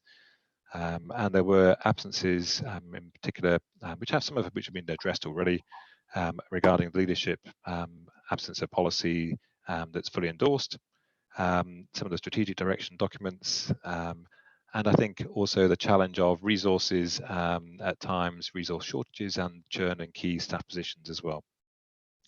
So without any sort of significant change in how you address those challenges, there's the risk that you could be further stepping backwards unless there is more effort to step forwards.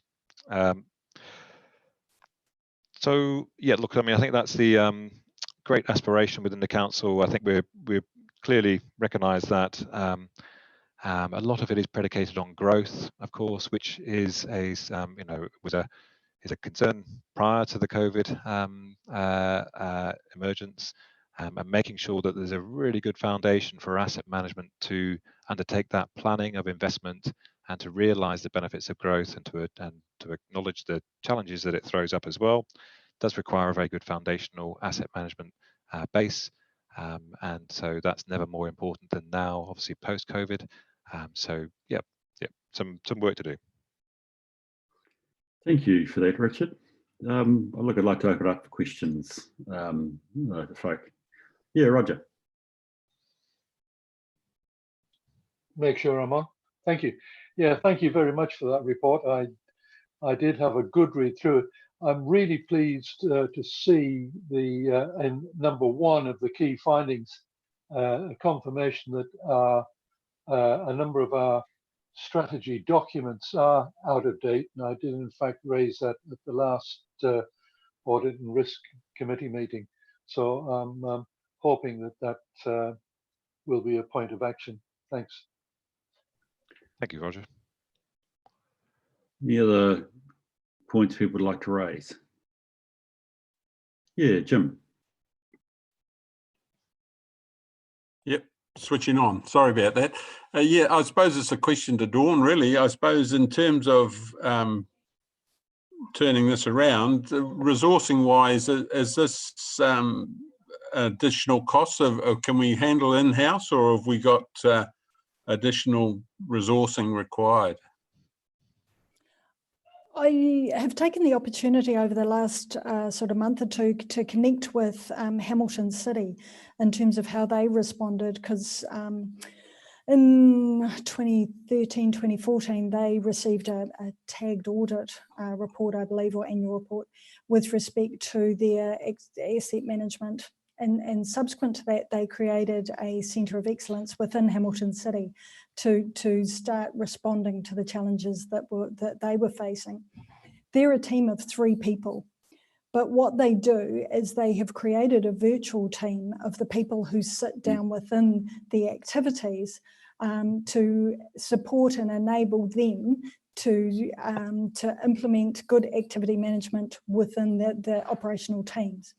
So I think that in terms of building our roadmap, understanding our improvements, we may need a little bit more resource. But I think it's more about how do we make sure that the people who are, I guess, closest to the activity management processes are well supported.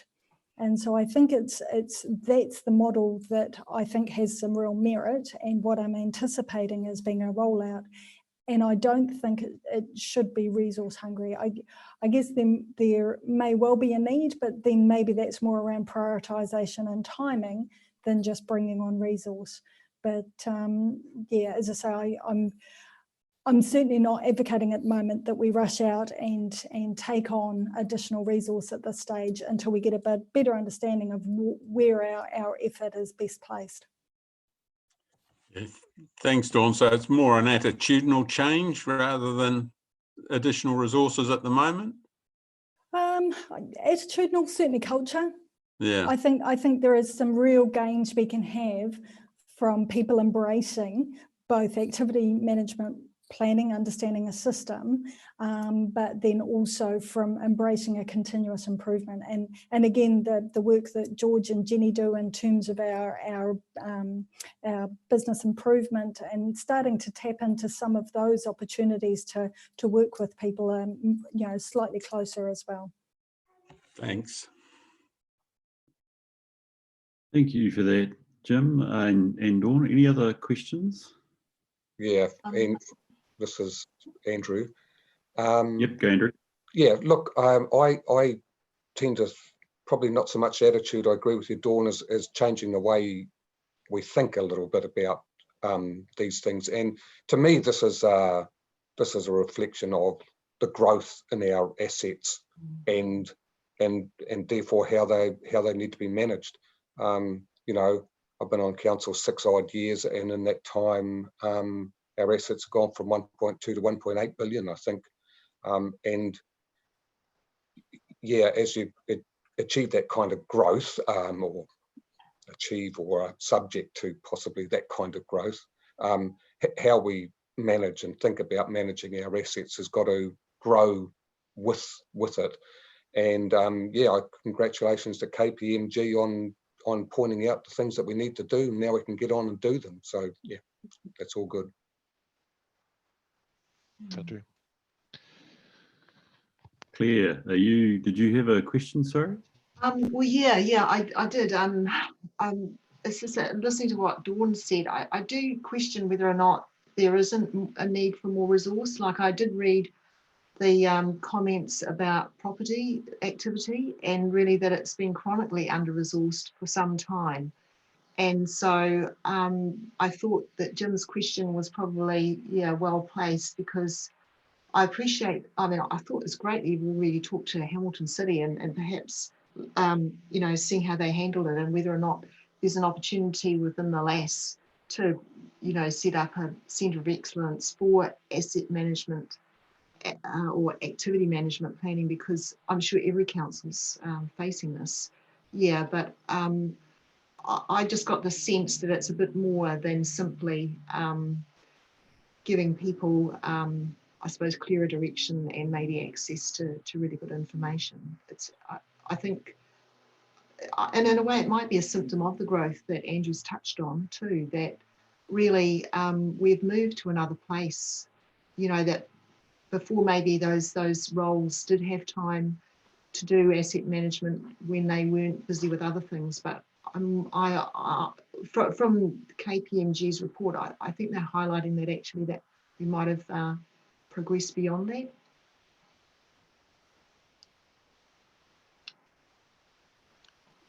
Through you, Mr. Chair, if I might respond to that one.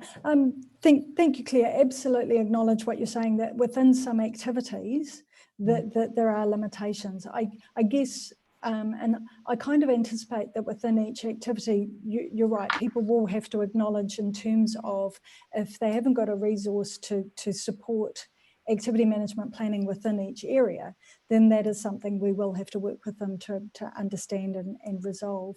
I'm sorry, I took His Worship's question more around maybe a separate resource sitting outside of the activities, but I think you're right. Within each activity, we've got to make sure that we've got the resource who is able to deliver good quality services to our community, which is backed up by good activity management processes and systems.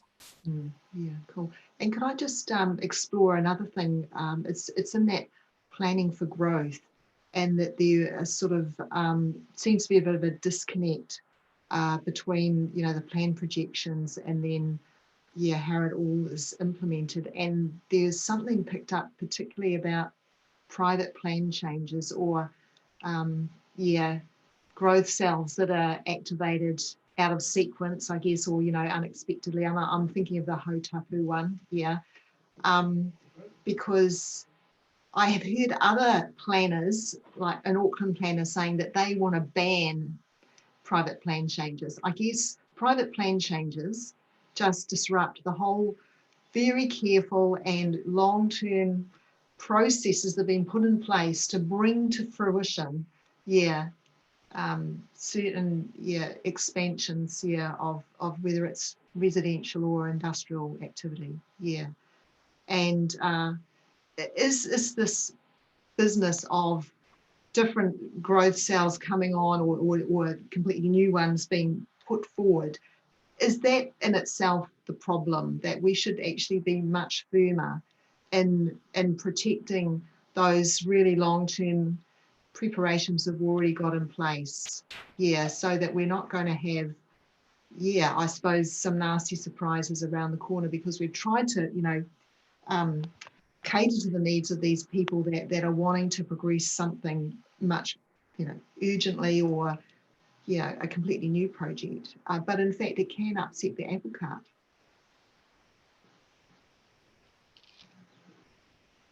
You raise a very interesting point there, which now, of course, is good reason to be strategy led. How do we relate our asset management planning with indeed our district planning and the likes? Dawn, is there anything you want to respond to on that? I raised key points about private plan changes, etc. Any thoughts on that at this stage? I think Gary was putting up his hand, so he may be better placed to answer that one. Thanks. Yes, Gary's a fixed picture on my screen, so he just looks like he's thinking. So sorry, Gary. I've been waving for a while, Bruce. No, well, I can't see your hand has never waved. Sorry, it's just limitations of the scope, I think. Sorry. So I think this cuts back clear to the statement I made earlier around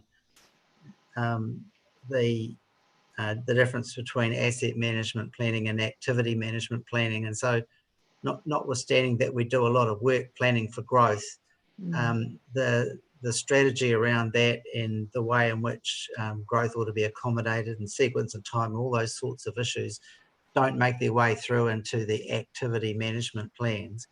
And so this is, I think of this as, you know, the solution being in two areas. One is the culture, people managing these activities needing to find these documents useful, and to date, there's a sense that we need to get through our annual audit cycle. Let's get the asset management plans in a state where they can comply.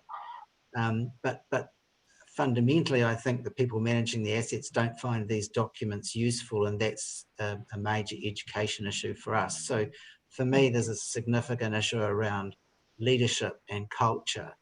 And to that end, you know, Dawn has a passion for asset or activity management planning, and this has to start at the executive table and filter its way through into all those areas of the council. Okay, yeah, no, thanks. It's good to see your perspective on it, yeah, and look forward to some, yeah, things happening in that space. Thanks. Thanks, Claire. Do we have any other questions for anybody else? So look, Gary, I thank you for those comments. I don't really want to ask a question. Were you surprised by these results? To be honest, I was, but it may be just the slightly rose-tinted eyes I have about good old Waipa. I was surprised that this report found, I'll put it bluntly, such deficiencies around our asset management planning, although I think your last comment may have provided a wee bit of the reasons why. So I'm just interested to know, were you surprised by the nature of the findings of KPMG? Yes, I was to an extent, Bruce. I'd had a session with activity managers a little over 12, maybe 18 months ago, where we'd brought Kathy Diva-Todd in to run a session with activity managers. And at that stage, we had a very robust debate about the extent to which activity management plans ought to take account of you know, strategy and planning. And at that time, there had been quite a divide between, no, we're here to manage the assets, as opposed to we're here to manage the activity and think strategically. Yes. So I think there are some major quick wins to be had by having a front piece in all of these activity management plans around the things that we pull down from Future Proof Waipa 2050 and the visioning we're currently doing within with the LTP. So I think there's a major front piece to be added to the activity management plans, and then for the plans to be reviewed in that context. No, thank you for that, and thank you for that honesty, Gary. I guess, and I'm just checking because my reading might not have been too sufficient. these are important points that have been made. Thinking clearly, because we're coming up to LTP season, indeed our LTP report, how much of the improvement needs to be brought to bear in time for us to be better at our long-term planning? Gary, you or Dawn, I'm quite open to who responds. So I'm leading the LTP project, Bruce, and Kirsty isn't there, but there is a front piece of work that we've done for Waipā 2050 about the Waipā environment, and I'm interested to have a talk with the LTP team about reviewing that document in light of the findings for this review, and informing that, informing all the work we're doing in the LTP. I see Kirsty's materialised now, but perhaps you want to comment on that document, Kirsty. So look, I think we talk about moving to be strategy led, and we've developed an integrated strategic planning framework since the KPMG interviews were undertaken. We've got an agreed program of work that will need to be reviewed in light of COVID-19 and the changing environment. We are doing a comprehensive review of our strategy program, which has already started. We are engaged with our community in terms of revisiting our vision and community outcomes. So that began in March of this year. Gary, you've referred to the district growth strategy. That will be part of the review of the strategy review program that has already started and will remain ongoing through this next financial year. And that then we're saying that the vision and the community outcomes will help inform those reviewed strategies. They will then help to inform a transformational LTP in 2024-34, together with the work that's being done in respect of activity management plans, which will remain ongoing, the work that's being done in relation to strategic plans and action plans across the whole of the business. So it's really important that we connect the dots and that we have that framework to ensure a strategic approach across the whole of our business. Yes, and I couldn't help but think of the importance of that, Kirsty, with our infrastructure strategy, which clearly is the centre piece of our long-term plan, and the sort of the governance, the leadership, the learning to treasure what these documents can mean becomes really important to an effective LTP. Through the chair, Gary has highlighted that he is leading the LTP project. That's to signify the significance of that piece of work for the whole of the organisation as we move forward. So Gary is leading that. I'm directly reporting to him, and then the whole of the exec team forms the governance group. No pressure, Gary. Look, I'm very grateful again to Benita and Richard for a very honest report, and indeed Dawn, Gary, Kirsty for a very honest set of feedbacks. Benita, columns seem to have defeated you a wee bit, but I think we could just hear you. Is there anything sort of in a closing sense you'd like to add to this item that you haven't heard us pick up on? I think we're taking it seriously, which hopefully is music to your ears, but is anything you'd like to conclude with? Bruce, I was just going to say, we've had, I know it's not been an easy report, but we've had really good discussions with management. They have taken the time to go through the observations. We've had, good, solid discussions around the recommendations and the go forward. So, I know the results probably not as pleasing, but we've been really encouraged by the motivation to move forward, and I don't know, this is probably common knowledge, but we do quite a few of these, and Richard is our specialist in that area. This is not uncommon. What we have seen is something that we see across the sector, that sort of organizations, local councils are dealing with. So hopefully that's some consolation. Thank you, Benita. Look, just final chance for questions. Otherwise, I'd like to move towards looking at the resolutions. We're okay, folk? Everybody seems to be nodding. So look, a couple of key motions of recommendations in front of us. The report be received and that in effect we endorse the improvement program that Gary and Dawn have outlined, which is making this senior-led attitudinal change. All the things that have been said, I won't repeat those. Can I have somebody prepared to move the motion, please?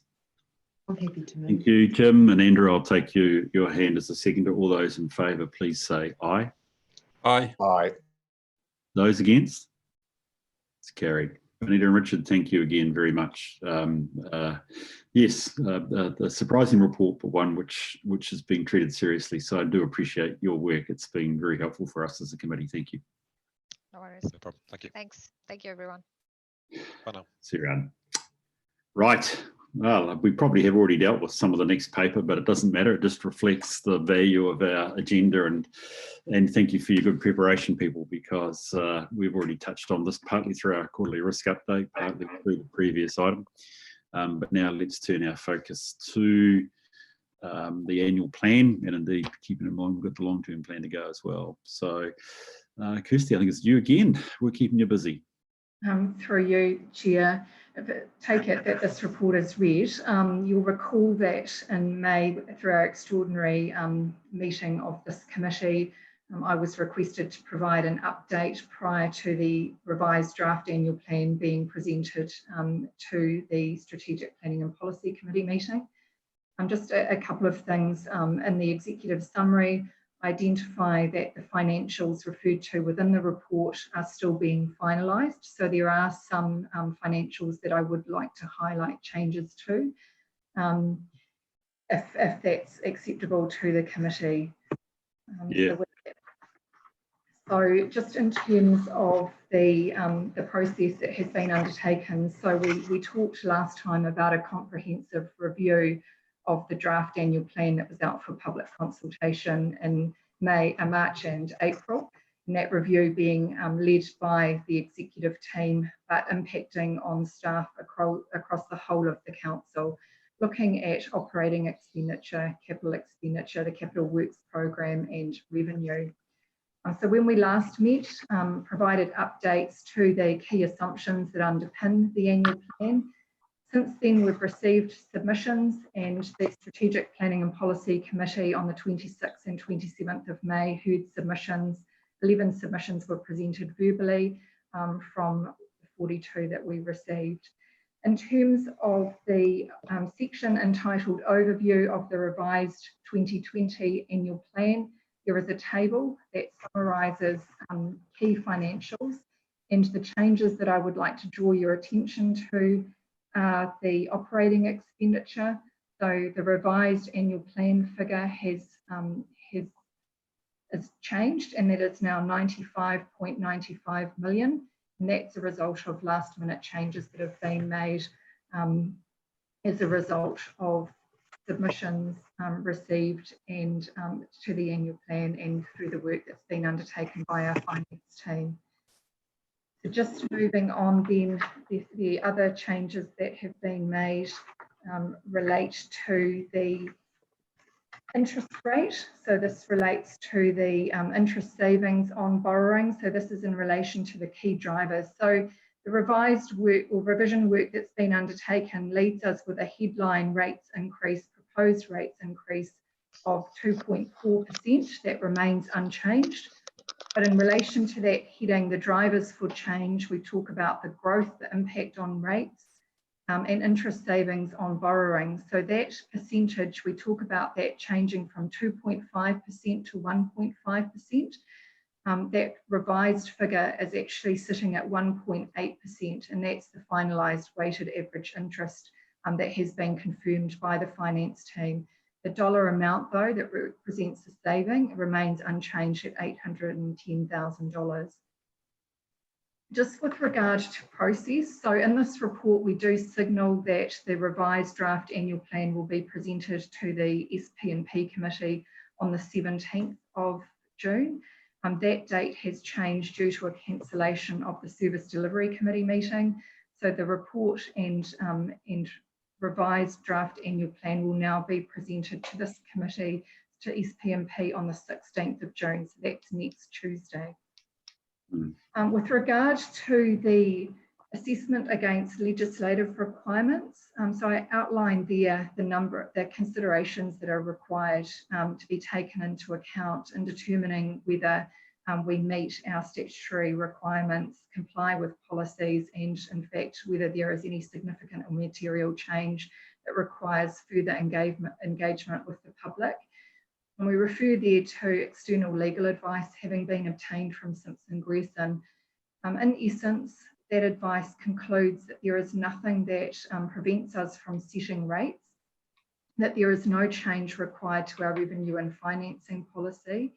And in fact, the revision work that has been undertaken and where we've landed in terms of those targets and not specifically meeting those as set out in the revenue and financing policy, all of that work has been undertaken in response to COVID-19 and in response to the public submissions that we've received through the annual plan process.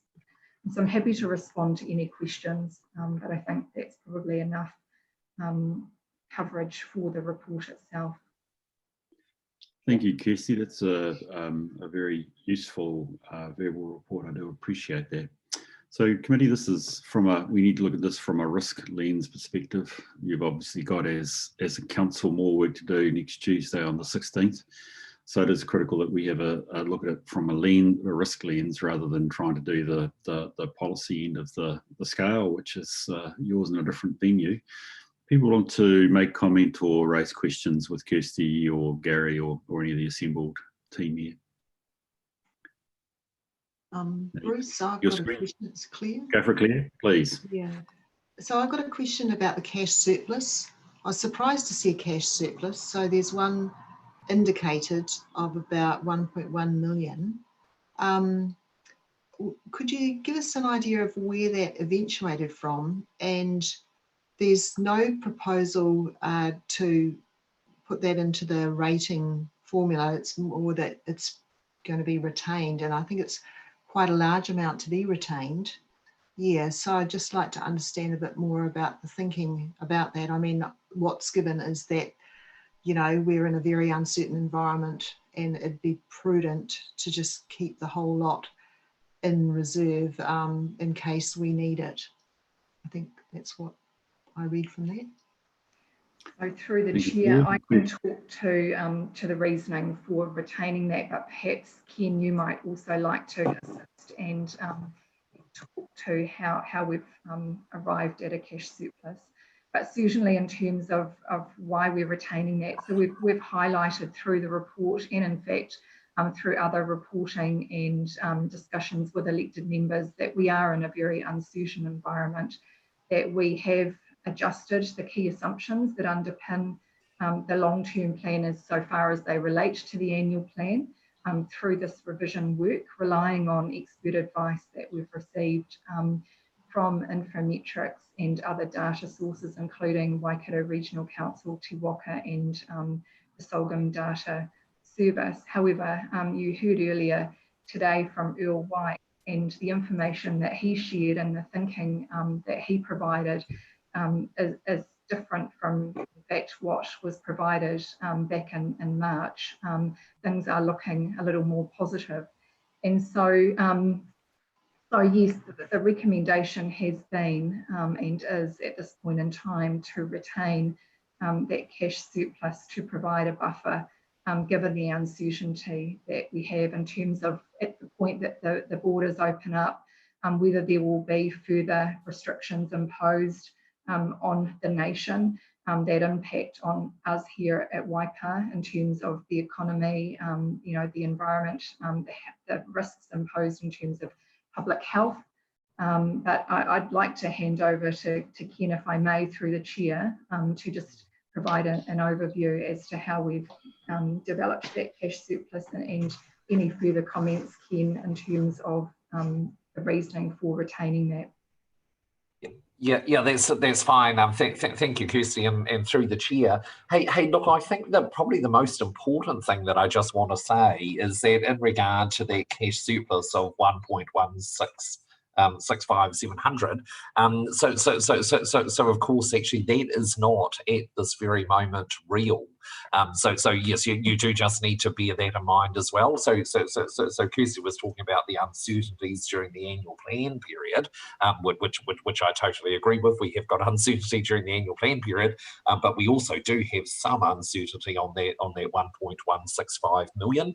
That at this stage is an estimated position that's come out of an exercise that happened over the last month or two in terms of managers reforecasting their budgets for the current year that we are still in. That said, I mean, that said, I would hope that we wouldn't be too far off the mark, and so therefore I would hope that we would still have a fairly significant cash surplus. But I do need to reinforce that it may not be exactly of that order. Look. The other thing is, so look, I think we do face a great deal of uncertainty in regard to the LTP. So I realise that the key focus of this report is obviously on the annual plan. And obviously next Tuesday, you take the annual plan another step forward, closer to completion. But look, I do believe that the LTP will really pose some challenges for us, and of course there's still a huge amount of work that we need to get through before we actually start shaping up those figures. I can recall for other LTPs past that at this stage of the proceedings, sort of a year in front of actually adopting the LTP, we have been sitting on cash surpluses of probably a reasonably similar size, and those cash surpluses had been very, very useful in terms of in terms of smoothing the rate par effect in the first year in the first year, the second year, and perhaps even the third year of the LTP, in terms of our ability to utilise that cash surplus to take some pressure off rates and avoid avoid some very big headline numbers. You'll be aware that the number that our rate pars look most at is that headline number. In the case of the annual plan, 2.4%. It's a little bit crude being totally focused on that number, but that is the number that our rate pars are focused on, and of course that is a year-to-year number.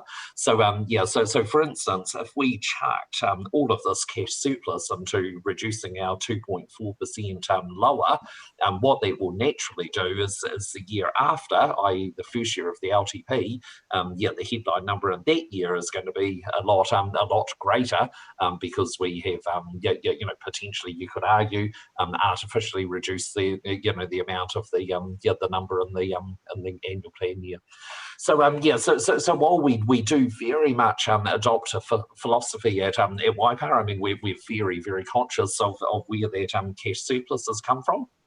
It has come from our ratepayers, and while our philosophy very much is to give the benefit of that money back to our ratepayers as soon as possible, I would argue, and this has certainly been our practice at YPAR for a number of years, that just at times it can take a year or two before the benefit of that money goes back directly to the ratepayers in the form of a lower rate increase, and I would argue that that's for pretty good reason. Hey, now I just wonder, and again with the chair's indulgence, yes, Sarah, I think you are probably better placed than me right now. You're probably more over the detail in terms of, I mean, was there a question from the councillor in regard to how we arrived at the 1.165? Sarah, could you just talk just a little bit to the really key drivers in achieving that, because Councillor St Pierre, I guess it was a little bit of a surprise to me and to the wider executive team actually that we did have a cash surplus of that order, because before that reforecast had been done, we were actually quite concerned that there may not actually be a positive number there at all. So it certainly was a surprise, but Sarah will just be able to talk to us about a little bit of what's actually in there.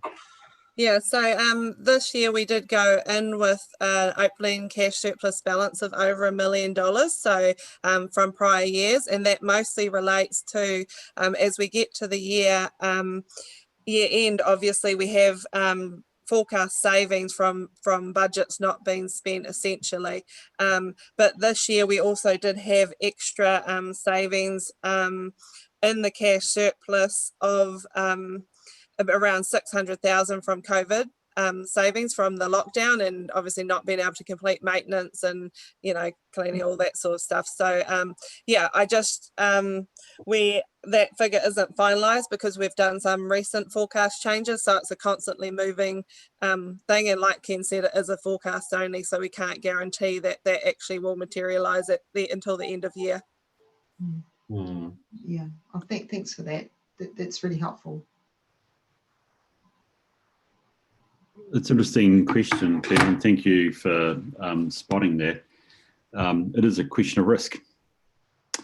And in effect, it would be a valid question for us to, as a committee, just be comfortable on, in terms of, you know, is that the right approach? I appreciate there's also a strategy issue here as well. But the argument primarily put is the level of uncertainty going into the new year. We have, I think, as a council, as a committee, bought into that, and would seem to be indicated by the broader sector. So really, it is a question: are we comfortable that this is the right position for council to take? Anybody want to proffer a view? Perhaps, Bruce, could I just ask Ken, what proportion of that is council's OPEX cost? Because, you know, I think it's somewhere around 1%. So I mean, we do run a pretty tight ship when it comes to setting budgets and sticking to them. To Claire's comment around, it seems like a huge amount of money in terms of the size of the business. Thank you, Gary. That was exactly the math I was doing. Roger? Yeah, thank you, Mr. Chair. Thanks, Kirsty, for that. And in reference to this little discussion that we're having now, most of what you've gone through, you've already shared with us, and it's been well discussed. However, one of the aspects that is still out there for future discussion are the efforts towards revitalisation of the economy, and whether the resource that is engaged for that purpose actually comes from rates or from arbitrage. And I suppose that's a similar kind of discussion as what do we do with the surplus. Would you like to comment on that? So through the chair, that you're talking specifically about the recovery package, and that will form a separate report to the Strategic Planning and Policy Committee on the 16th of June also. So that's being led by the Group Manager of Community Strategy and Community Services, who will be providing a detailed report. Obviously, there were some decisions made or direction provided, responses from the elected members through the annual plan hearings and deliberations. And they have been incorporated within the revised draft annual plan that will be presented to the committee next week. I don't think I can really further expand on that at this point in time. I think that's probably a separate discussion. Sorry, just through the chair too, on that amount carried forward, that wasn't from last year, so it's made up of different years. I wish I could have given you the breakdown, but on the spreadsheet it does only have this current year. I'd have to get that detail later. No, unfortunately, don't have it on hand. But the critical thing is the 1.1 million is a budget, to go back to Ken's point, is a budgeted surplus at the end of the 2021 year. And from a risk perspective, the point you're pulling out, Gary, which I think is effective, at least it is in my mind, it's about 1% of total expenditure. So in terms of the totality of the operation, it isn't actually that big a buffer. 1% move in our costs, perhaps contract rates, whatever, and that would disappear. So it is a relatively modest amount, albeit if you wrote it directly to a rate increase, you might say it was significant, but it's a question of risk. Okay, are there any other questions for the team here, please? Bruce, Andrew. Oh no, Claire first, then Andrew. Okay, well, just on the cash surplus thing again, which we were discussing in the approach taken to it. So my understanding is the cash surplus actually is at the end of this financial year as we go into the annual plan for setting rates. Oh, right, sorry, am I reading wrong?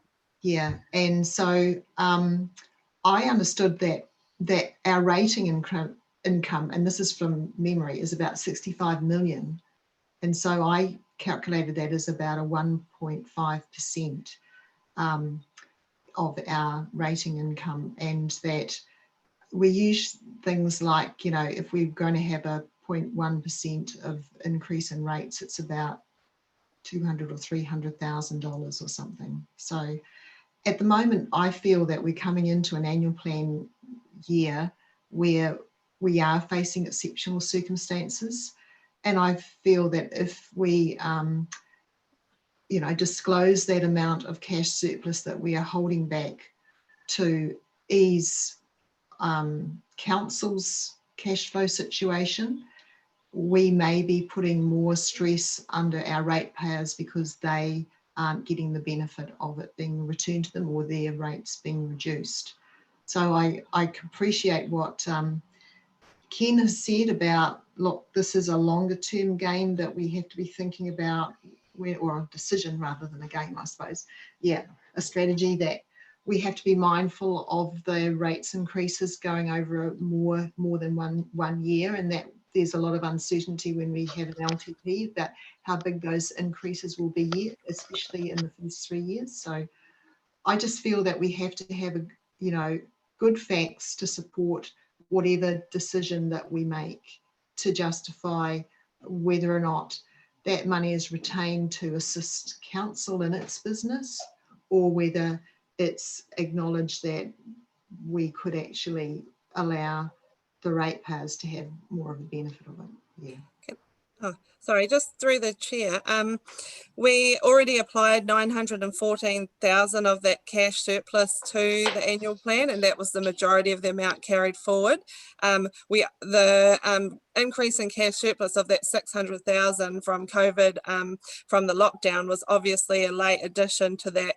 But as our COVID costs, you know, it's sort of constantly evolving what those might be, it was considered to be a little bit risky. And then just on that further clarification, it's around about 500,000 is around about 1%. Yeah. Yeah. So I think sorry through the chair, if that's okay. So look, I do return to my opening comment of a few moments ago. Yeah, while Councillor St Pierre is correct, the 1.165 we're talking about is coming out of this year, out of the current year, and potentially could be used to offset rates in the annual plan year. I do reiterate that it hasn't actually been achieved yet, and of course we won't know the figure with any certainty until actually after we have set the rates. You know, by the time we close off our books, and very conscious that this year in particular, I mean, Sarah's been talking about the $600,000 of maintenance savings, etc., that has effectively come into the 1.165. Yeah, look, if we are able to, I mean, that maintenance, the need for that maintenance expenditure will not go away, and there is actually a chance we may actually need to spend that, or in fact may already be spending that right now as we speak, between now and 30 June, which obviously will bring that figure down. So yeah, so through the chair, and sorry, I'm driving this quite strongly, but yeah, look, there is, I would suggest, considerable uncertainty over our ability to achieve the 1.165. So therefore, yeah, I just think we would have to be very cautious about effectively trying to realise that benefit, too early. It definitely is ratepayer money. It definitely will be returned to the benefit of the ratepayers. But look, I would suggest that be part of the LTP processes rather than the current annual plan processes. Yeah, thank you for that, Andrew. Sorry, did somebody else need to follow on from Ken, or was it, I think it might be Andrew? Yes, Sarah, I just, through the chair, I just had a quick comment. Yeah, so just being quite close to the budgeting process myself through COVID-19, you know, we tried to guide budget managers and make sort of a list of assumptions, but obviously alert levels and stuff were constantly changing. So it was quite an uncertain forecast. You know, these are pretty extraordinary times. So it was really hard to come to that forecasted figure. So there is definitely a lot of risk, as just reiterating what Ken said to those numbers. Good, thank you for that, Sarah. Andrew, did you have a question? Yeah, well, not so much a question really, but a comment. I'm very pleased our council has resisted the temptation to go for a zero rates increase as some have, and I'm not commenting on other councils at all in that.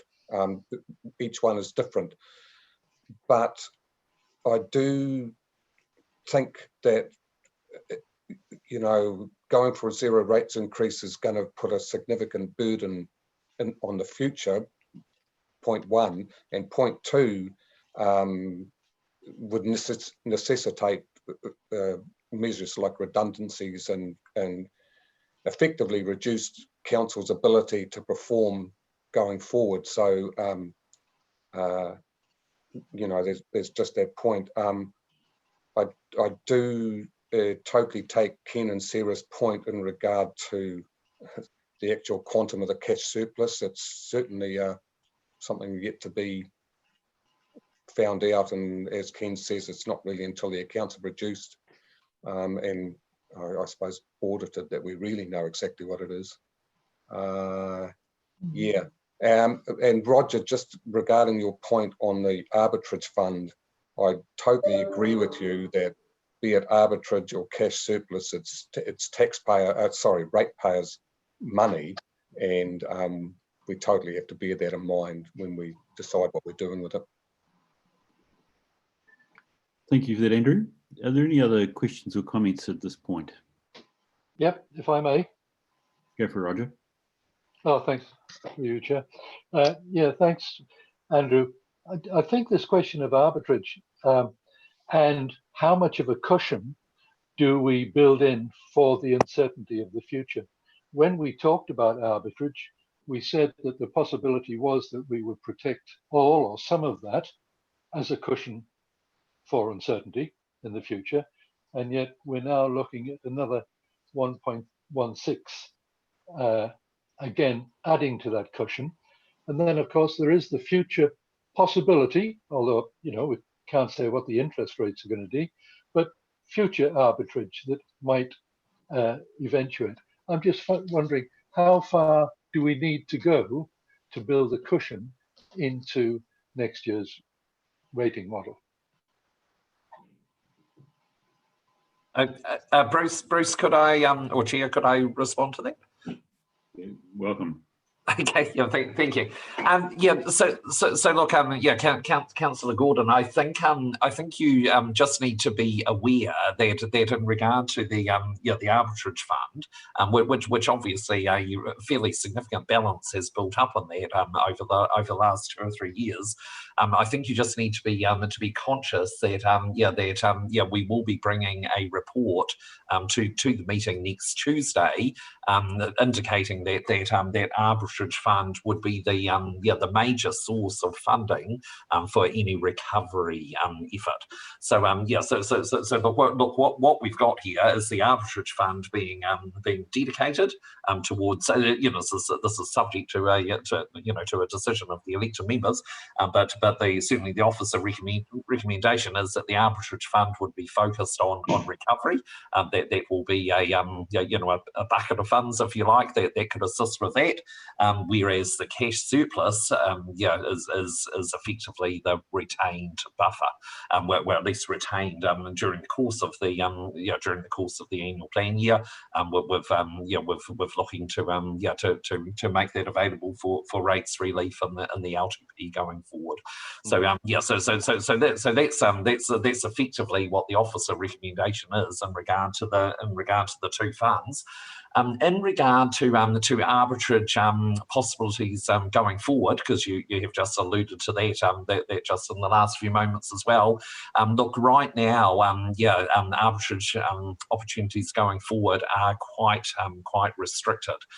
We did try to do some arbitrage deals a few weeks ago, and we weren't actually able to achieve the funding to be able to do that. There were quite significant concerns about the liquidity at the time, and we couldn't actually raise that funding from our normal sources. So I mean, liquidity, as you heard from Earl White this morning, the liquidity situation has improved, and that tends to be a fairly temporary nature. But I think, look, we are quite mindful that in the current times, and particularly shifts in the interest rates, look, we may not be able to achieve quite so much on the arbitrage fund as what we have been able to in the last 2 or 3 years, and certainly as the level of council's debt increases over the next 2 or 3 years, again there will be far less opportunity to achieve arbitrage returns. So look, we've enjoyed it while we were able. We did create quite a significant bucket of money that for the benefit of the ratepayer, but unfortunately, as these things always are, sometimes the good times can't last forever, and I think that's very true in regard to the arbitrage deals that we've done over the last few years. Thank you for that, Ken. So short message is it's planned, or at least there is a paper coming for the planned use of those existing funds. So they're not actually designed to be a buffer in the situation. The possible plan, subject to acceptance by councillors, that they're actively used in the recovery package. I just wonder if there's just a couple of questions I can flick through, please, Kirsty, just to come to some conclusion, I guess, overall. If I've got it right, just from your update on the numbers, just for my benefit, on page 71 there are the admittedly draft numbers, but you're indicating the operating expenditure was at 93.74 and the revised AP column is now 95.5. Is that correct? 93, the chair, 95.95 million for operating expenditure in the revised figure. And just one other figure to correct in that table relates to revenue. So the revised annual plan value should be 124.38. Right. And then in relation to the interest savings on borrowing being under the key drivers, that is 1.86. Yeah, thank you. And we're still retaining 2.44%. So that must have some impact on our cash holdings, so that's fine. The district-wide funding mix, I was just intrigued on this, and I mean, you have hinted at this relative to the place I want to go to, which is actually the legal opinion. I take it, is it active that council will consider some change in the funding mix next week? Through you, the chair, that's correct, and that has been incorporated into the revised draft annual plan that has been prepared. Right. Yeah, okay. Can I just come in on that for a moment? I thought that when we looked at the UAGC, we're actually intending to retain the current UAGC rather than change it, which was what the plan was in the LTP. So it's actually not changed to current situation, it's retaining current. Through you, Chair, the councillor is correct that the rate will be retained at the current 2019-20 levels. However, it is different to what was in the draft annual plan that was publicly consulted through March and April. That's where the difference occurs. So yes, that's correct, the point that Councillor Gordon makes in relation to retaining at the current level, which is $708. Yeah, thank you. I think the important point, oh, sorry, Bruce, the important point there is that we're actually, the annual plan had the last step up to getting the maximum UAGC that we could get. So although we say we're staying the same, the proposed plan was actually an increase in the UAGC. Yeah, got it.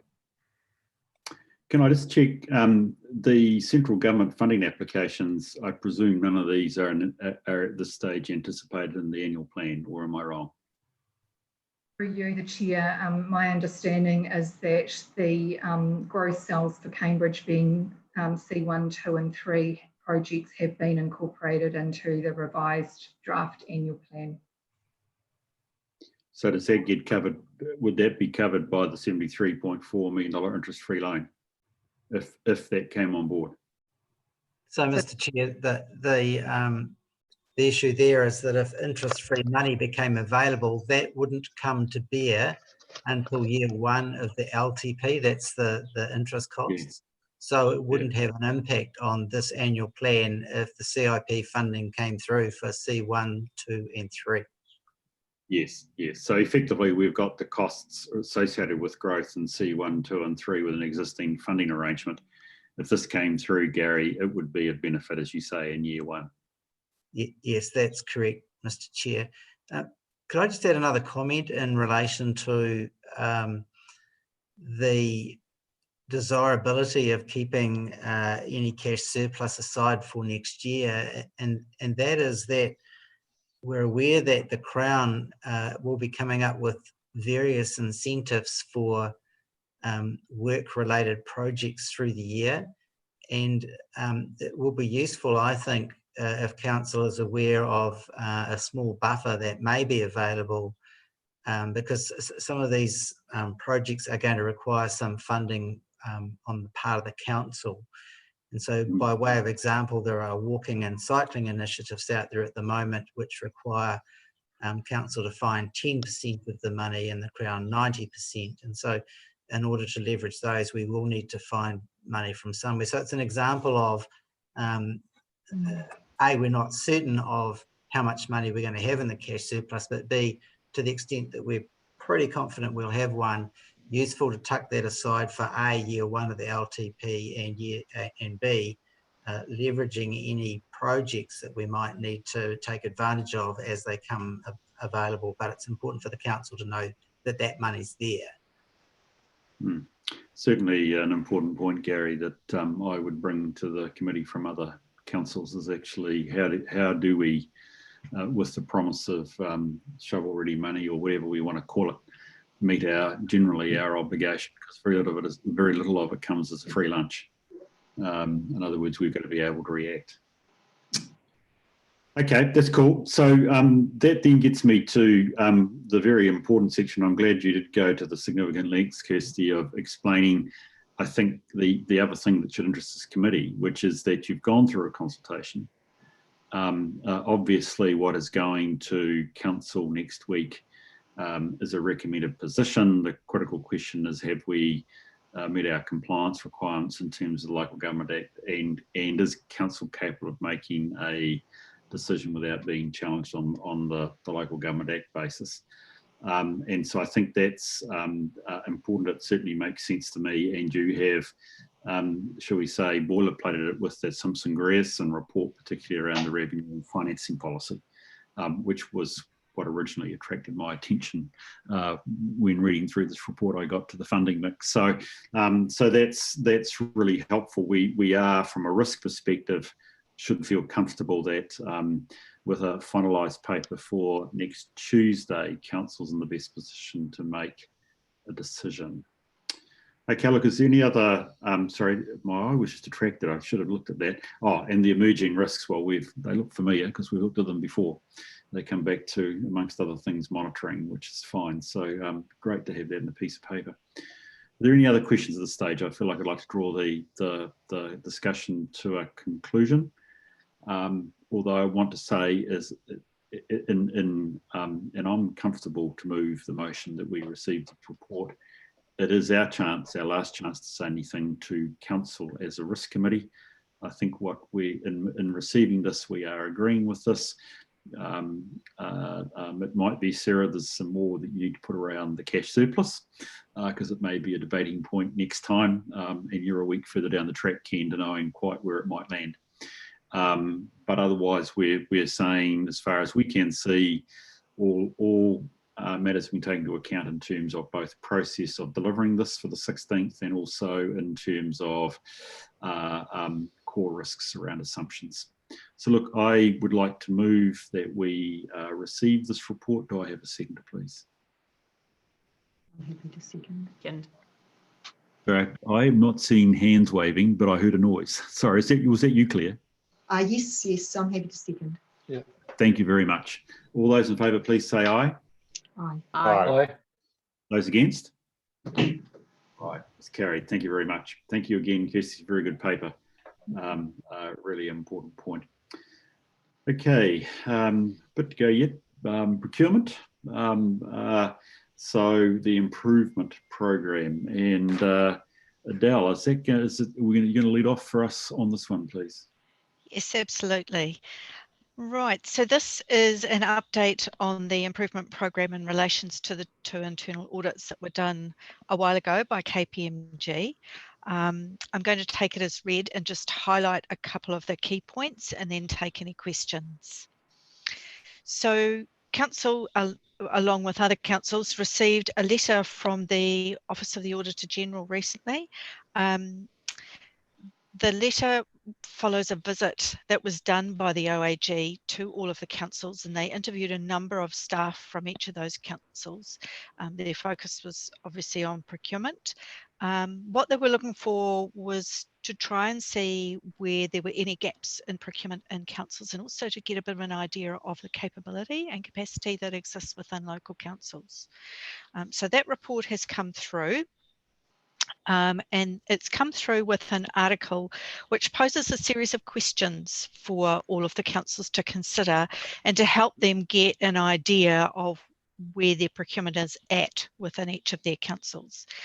It looks at the practice and the culture that exists within all of the councils. So there's some key points there. The first one focuses on good governance, actually. So there's some really good questions there that we will need to sit down and have a look at for Waipa. It talks about planning for our significant capital projects. It talks about conflicts of interest, which I think I've already raised with this committee before. It talks about emergency procurement, so that's quite timely to be looking at that and how we've gone through that in the recent pandemic.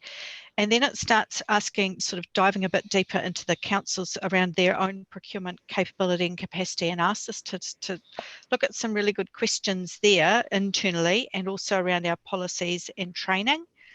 The contract management side of things as well. How are we doing with that? And then on to achieving broader outcomes through procurement. So that's sort of asking the council, so how are you taking account of those broader outcomes that have been brought through with MB's procurement rules? So that's quite timely in terms of the strategy, which is the next paper I'll be talking to you about.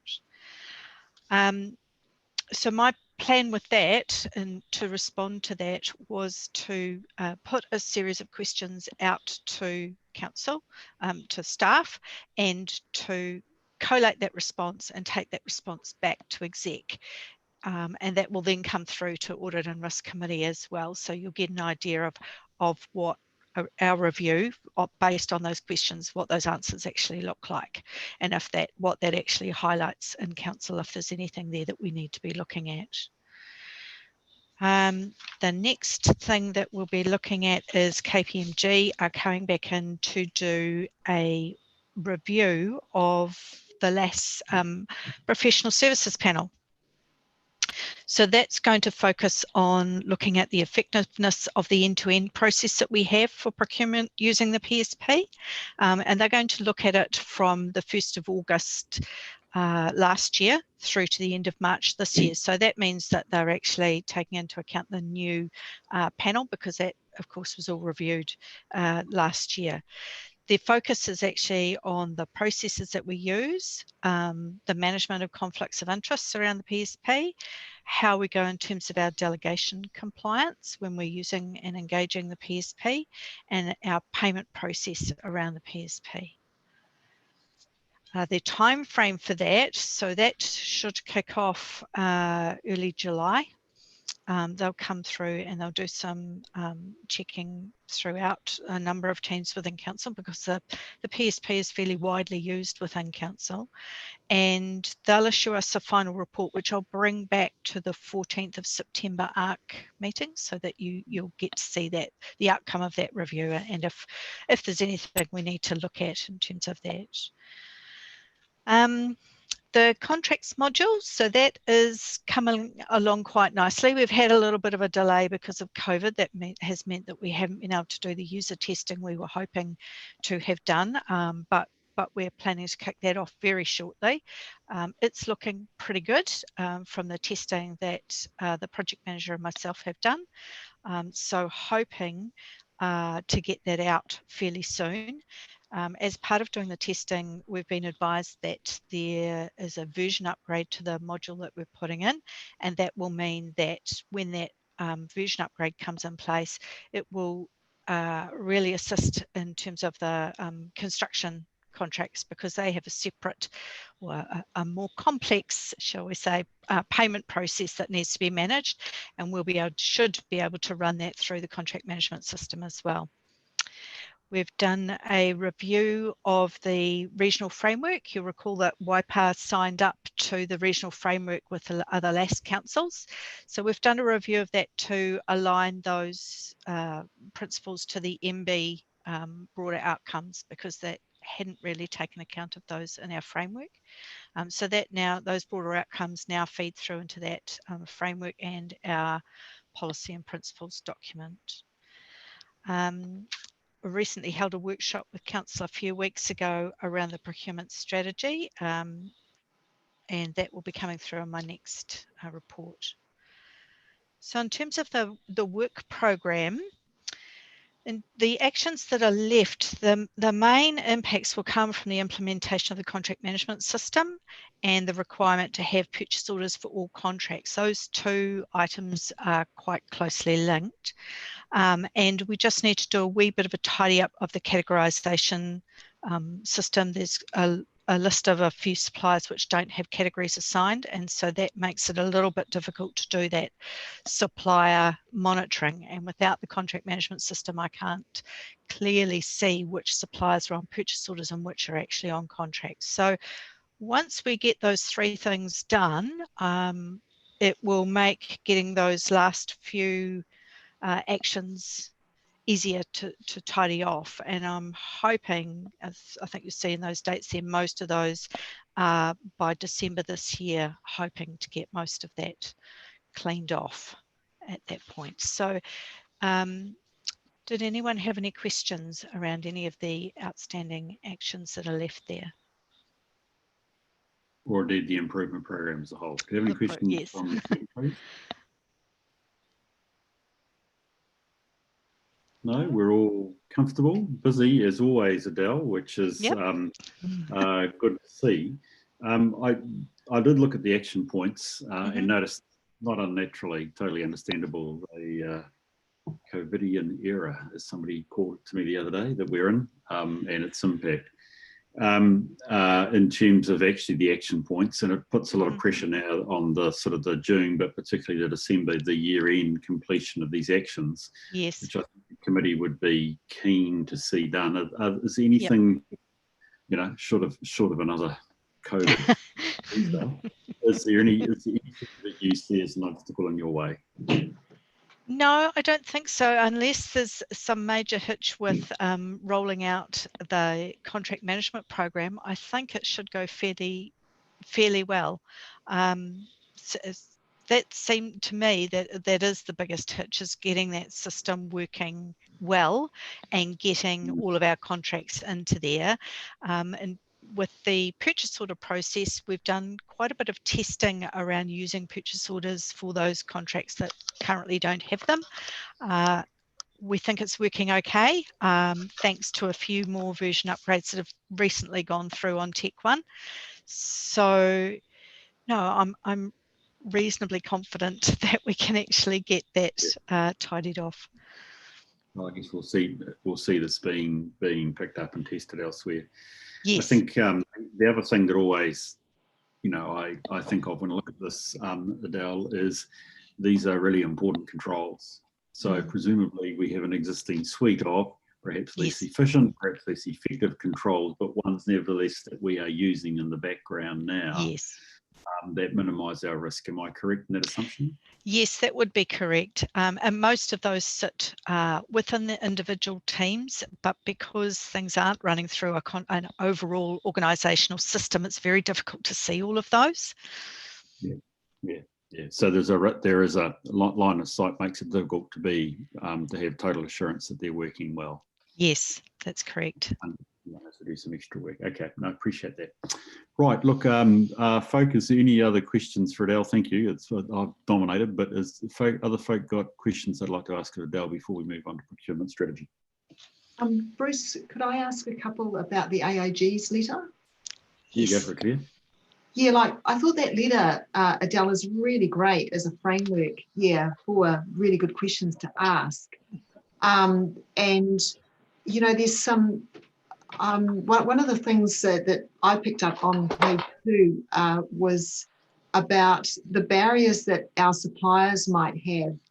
Yes. About participating, because, we're really wanting to see more of our local contractors or businesses being able to get business from us.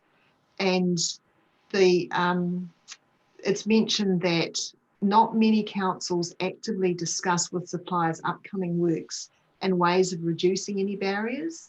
Yeah, so are you able to give us an assurance that, you're aware of that you're wanting to be able to somehow build in a system so that we will be able to have, we know that that's going to happen, so hopefully we're maximising that participation? Yes, absolutely. And that does come through in that procurement strategy. So what we're looking to do is get that forward work pipeline out as part of the strategy. That's one of the actions that we want to do, is to get that out there. And I'm working with Steve Tritt as well. So for the local suppliers, he can have those conversations around what do they see as the barriers to being able to get work from council. In terms of the larger contracts, of course, we can always do the early contractor engagement and get some idea from them of how they think it might be easier for them to engage with us. So you're very keen to have those conversations with the suppliers, because we sit on this side of the fence, they sit on the other side of the fence, and the view is not the same. So very keen to get that idea from the suppliers of how we can engage them more in the purchasing that we're doing. Yeah, thanks. That's really good to hear. I'm pleased about that. Well done. Thanks. Thank you. Any other questions? It's just, if I may, a quick one, Adele, and it may come up under the next item in terms of strategy, but the time frame to actually get these changes in place, because it seems really critical at the moment, and there's a lot of people asking for information now about the supply chain, and the message is getting out there that this is what we should be doing. Yep. So how do we actually advance it so that we can, I suppose, take advantage of this next tranche of work, which is obviously coming up, and it's going to get a boost along, I would imagine, from the shovel-ready projects and things like that. And so I suppose not wanting to delay actually taking advantage, I suppose, of those changes from central government. Yep, absolutely. And all of this that has come through from the Office of the Auditor General, it just supports the strategy that we're looking at. And in terms of the strategy, I am keen to get that out there as soon as possible, because we need to make change as soon as we possibly can. But I need to do that in a really well-planned way, and I need to engage the staff as part of that process. So I have got a working group together. And I've got a meeting, I think it's tomorrow actually, to start working through the working detail of that, because it does mean there are some things that we can sort of kick off really quickly and easily and knock off.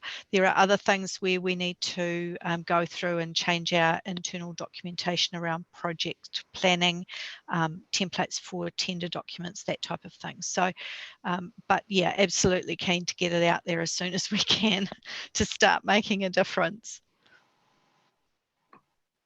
Thank you for your question, Jim. Any other questions of Adele at this stage? Right, improvement we like. Would someone be prepared to move the motion that we receive Adele's report, please? An update. I'm happy to move. Thank you, Claire. Do I have a seconder? Yeah, I'll second.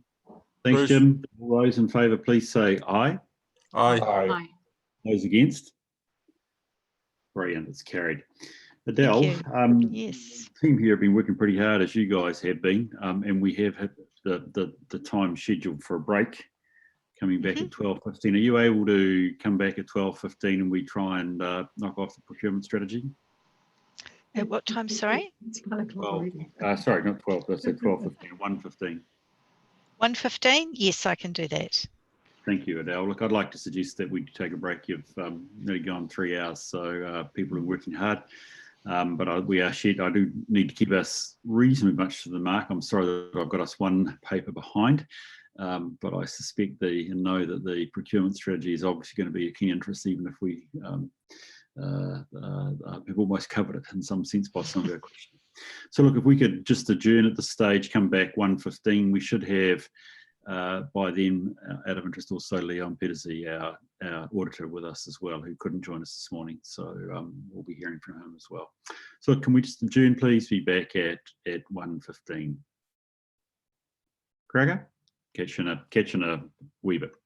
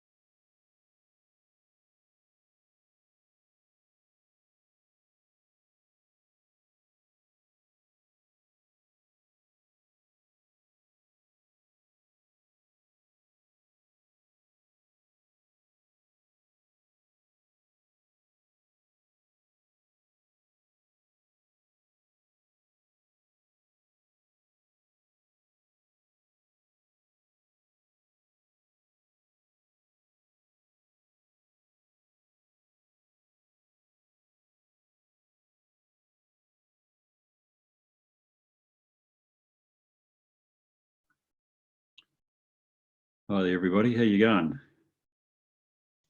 Andrew, you're on Alive mute. and well. I can see you shaking your head, so that's good. Adele, I've got you, which is great. Yep. Who else are we looking for? Jim, are you there, Jim? Roger? Yeah, I'm here, but for some reason, no picture. Oh, well, there we go. There's Susan. G'day, Susan. Yeah. How's that? Yeah, look at that. Can see you, man. That's great. Oh, wow. And we've got the auditors turning up. How are you going? Oh, Leon's down there as well. Good to see both of you. Kat, good to see you. Nice to see you, Paul. That's great. Leon, can you speak to me? I can speak to. Let me see if I can get the camera working. You can see I'm actually here in person. Yeah, and reasonably I can see that too. Oh, that's superb. That's superb. And a good array of staff. Thank you all for coming back. We're not going too bad. I'm also told that the host has disconnected my video. Ah, okay. The host has. Oh, there we go, Roger. The host. You haven't got the message, have you? Where, Sam, are you able to make a change on that? Yeah, sorry, that was just during the intermission period. I sent a request. Right, if we could just, we haven't done too bad. It's a pretty heavy agenda. Leon and Co, just to give you a sense that we are pretty much on, but we are one paper behind, if I can, which is sort of almost making oxymoronic when I'm saying we're almost up to scratch. We are one paper behind. We're just dealing with the procurement strategy, which we didn't quite get to before lunch. So that's where we are. That's where we are at this stage. Okay, look, this is really important, Adele. As I said, dealing with your improvement plan update. We were already starting to talk about this, so perhaps you could conclude that for us by taking us through the key parts of your paper, please. Sure. So this was workshopped a few weeks ago with Council, and now I'm just bringing this to the Audit and Risk Committee to invite any feedback. I'm going to take it as read, and we'll just do a very quick summary and then open it up for feedback. Okay, so we talk at the start about the broader outcomes, and I mentioned it in the previous report. Broader outcomes were brought in as part of the government procurement rules, and they cover social and economic, cultural and environmental well-beings, and incorporate that into how we make our procurement decisions. This strategy is a way of bringing those broader outcomes into Council, but also is here to recognise the current environment that we're. Oh, sorry, that was a bit of interference there. So the strategy is going to be used to provide direction to staff when they're going to procure goods or services, and to take into account the principles that are set out within this document. The strategy is intended to be a live document, so we know, and we've talked about this morning, how it's a pretty fast changing environment, and so we're not saying that this is fixed and signed off forever. It will be reviewed, and we have the ability to make some changes to it if we think that that's appropriate. It's designed to make sure that when we do our procurement, we align that procurement to Council's vision and the community outcomes. It introduces 3 principles to apply when we're doing our procurement, and so that is, the first one is to make the best use of every dollar. The second is to consider potential for local contribution, and the third is to include sustainability measures. And as I say, these are, it's a way of aligning our procurement with those broader outcomes. The broader outcomes of government, which I keep talking about, but the broader outcomes of government are compulsory for government agencies and are expected for local councils. I believe that may change, and so this is helping us to front foot that implementation of those broader outcomes. And I think it's kind of just the right thing to do anyway. So if we look at those principles, The first one is making the best use of every dollar. And that means that we'll spend some time reviewing our processes to make sure that they are the most efficient and appropriate for the procurement that we're doing. So if we're doing something that's fairly simple and straightforward, we don't want to make it too onerous, as Cleb was talking about before. We don't want to make it too onerous for our suppliers to actually participate in our procurement. So we're going to do a check and just make sure that the processes and requirements that we have in place are appropriate for the type of procurement that we're doing. And we're also going to make sure that we're looking at public values. So we're not just focusing on that short-term, lowest price received, that's the one we go with. What we're actually going to make sure that we're doing is looking at that total cost of ownership and the whole of life costs associated with the procurement that we're doing. So it's not that quick fix, it's the longer term picture that we take into account when we're making those procurement decisions.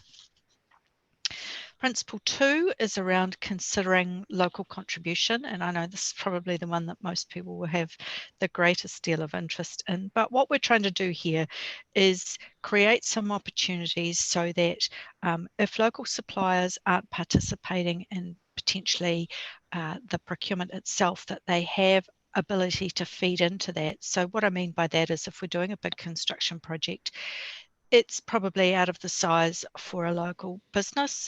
We can engage a business from outside of Waipa, but we're going to ask them some hard questions around what they're actually going to contribute to the Waipa community and economy by us awarding them this procurement opportunity.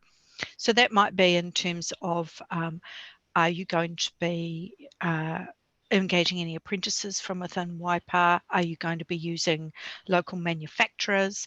Are you going to be leasing premises within Waipa while you're working in our area? Those types of things. So we want to get a handle on, okay, you're coming from Auckland, what are you actually doing in Waipa, and what are you giving us as a part of us giving you this opportunity?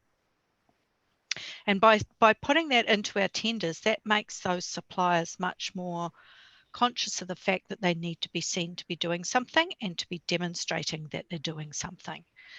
So it changes their focus slightly to see what can we actually do for Waipa while we're there, essentially. And when we talk about local, we're going to use or look at the definition of a supplier of goods or services that maintains a workforce whose usual place of residency, that is where they normally live, sleep and eat, is located in the Waipa district boundary. So we're not saying because you've got a postal address in Hamilton, you're out. What we're saying is you've got a postal address in Hamilton. How many of your employees actually live within the Waipa constituency? They're going to be working on this project. Because when I've looked at our list of suppliers, and particularly when it comes to those larger construction ones, they have a postal address which is not in Waipa, but actually most of their workforce is actually based in Waipa. So under this definition, they would be considered local, as long as they were maintaining that workforce within our community. And if they've got that workforce in our community, then those people are paying rates, they're going to the supermarket, they're going to Mitre 10, their kids are going to school in Waipa, and they're participating in the sports clubs and contributing that way. So we'll look at that as part of our tendering process, that there'll be some requirements that they'll need to demonstrate as part of their tender of how they're contributing to Waipa. We're also going to look at a classification system that we're going to run across the different types of procurement that we do. So we've got 3 different classes there. One that's always local. So those are the sorts of things that by their very nature, we just should be buying locally. Then there's the ones that have the potential to be local. So that's where local suppliers have the necessary skills and experience, but potentially we're getting better value by going outside of Waipa, but that's where that kick in will come in of what are you actually contributing to Waipa when we bring you in. And then we have to recognise that there's some procurement there that it just doesn't make sense to be doing that locally. And by that I mean, an example of that would be our IT software, for example. There wouldn't be somebody in Waipa who develops a Tech One system. So it just doesn't make sense to be doing that externally. Principle 3 is around being sustainable.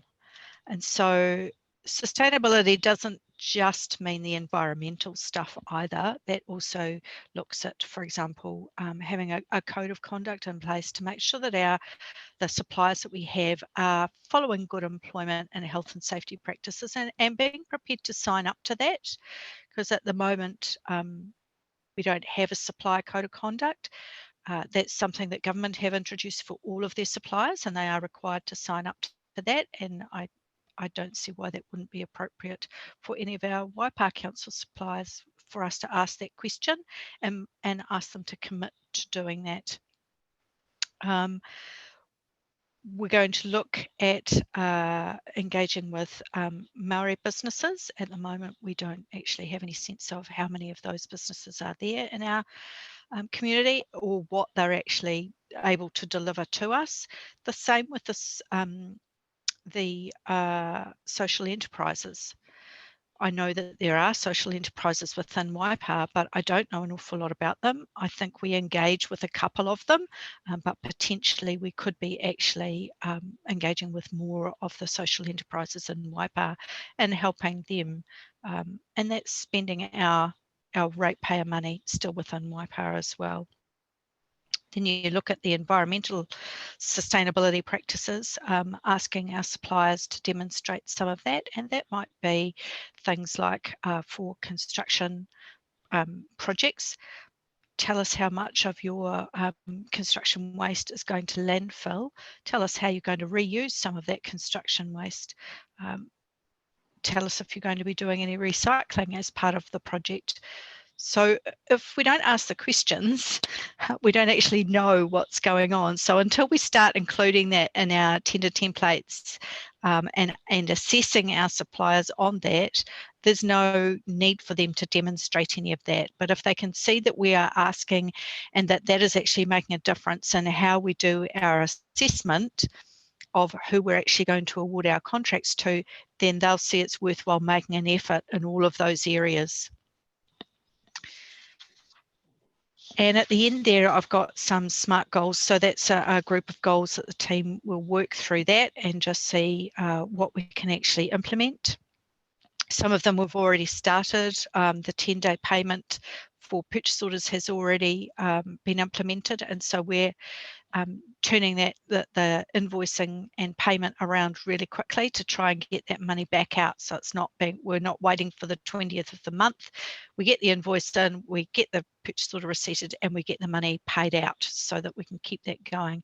And that's something that we put in place, and we've had some really good feedback from the local suppliers about that. They have really appreciated that. So that's essentially the strategy. It's gone to exec. They were fairly comfortable with it, but did want me to bring it to this committee and give this committee some opportunity to provide some feedback. I've got an internal work group of staff who will work through and figure out what are the actions we need to do to implement these, what are the ones that are the quick wins that we can just get done, and what are the things that we actually need to spend a little bit more time on just to make sure that they're right. But as I said previously, I want to get this done as soon as we possibly can to enable it to start making a difference. So were there any questions? Really good. Thank you for that, Adele, for a very fulsome briefing. I understand this has gone to council before, so it's not unfamiliar. But again, asking you folk to look at it from a risk lens. Do folk want to raise any points or questions with Adele, please? Bruce, I'd like to ask a question. It's Claire. Go for it, Claire. Okay, thanks. Thanks, Adele. I love the work you've been doing here. It looks really great to me, and I'm so pleased to see the stuff about local contribution and sustainable. The questions I had was, I used as a reference the Sustainable Procurement and Government that the Sustainable Business Network has put out, and they have yeah, you're familiar with it? Yeah. Yes. Yeah, so they take a different approach, or the case studies they quoted took a different approach to working with their supply chain, where rather than asking what you're going to do, they sort of have a questionnaire to see whether or not they sort of were already doing practices to maybe get above a certain threshold to make them eligible, or I suppose people that didn't get above that minimum threshold weren't considered. So I'm thinking it might have been done to make it a bit less arduous, you know, in the detail that's provided, because this is another thing I'm concerned about. That, I mean, I'm totally for sustainability, but you don't want to make it so difficult, you know, for the people that are putting in tenders. So I'm just checking if you're comfortable with the approach that you're advocating for YPAR, which is more an open way. I suppose maybe you think you've got to give people the biggest chance to demonstrate any form of sustainability rather than being too prescriptive, I guess. Yeah. Yes, yes. Sustainable is a difficult one. I mean, you could put it in there that you must be, you know, a Green Star qualified and that type of thing. And I think some of that's fine for some of those bigger businesses, because they've got staff who can actually spend an awful lot of time preparing all the documentation and ticking all the boxes and pay the fee. Not quite so easy for some of those smaller ones. So I think we've really got to think through how we do that. So the process that you've talked about there is like a pre-qualification, and that might be something that we put in place for those larger procurements. So make it really scalable. So we could certainly consider a pre-qual process on sustainability for those larger procurements. That's an option, absolutely. Okay, now that sounds great. I mean, I'm thrilled that you're aware of that sort of practices out there, because I'm sure they'll guide you. The other question I had was that the percentage weighting has got a big X against it. Yeah. So who's going to be making the decision on just how much, you know, like in that document I quoted, you know, they say that sustainability wasn't given more than a 30% weighting compared to price. Yeah. Yeah. So Yeah. I have left it as an X because that's something I didn't really want to be the one saying it must be this.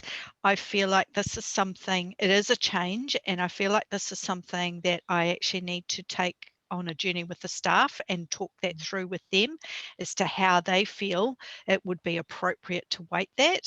And it may be that it's different for certain projects when we start looking at, you know, what every project is different. So, you know, you need to take that into consideration, I think. And so we need a little bit of flexibility there, but we would also want to make sure that it was actually having an impact. Otherwise it's meaningless.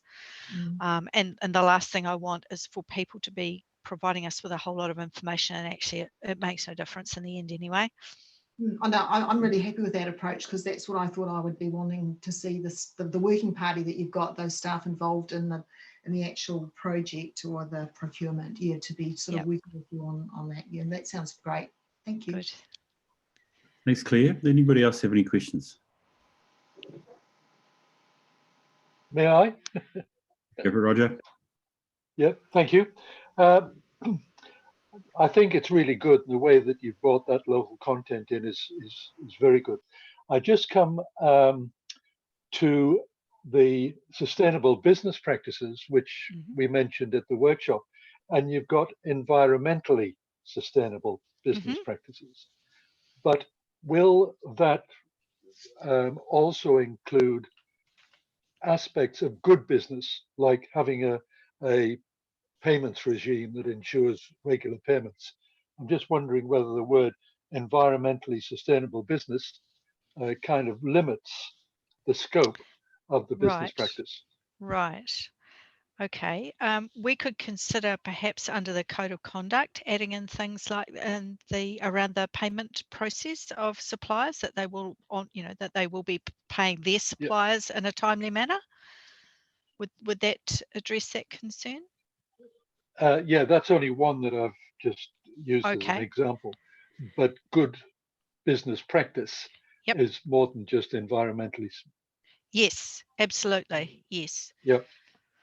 So some way of recognizing the wider scope of business practice would be good. And if you say you can do that within some reference to the code of conduct, then that would be good.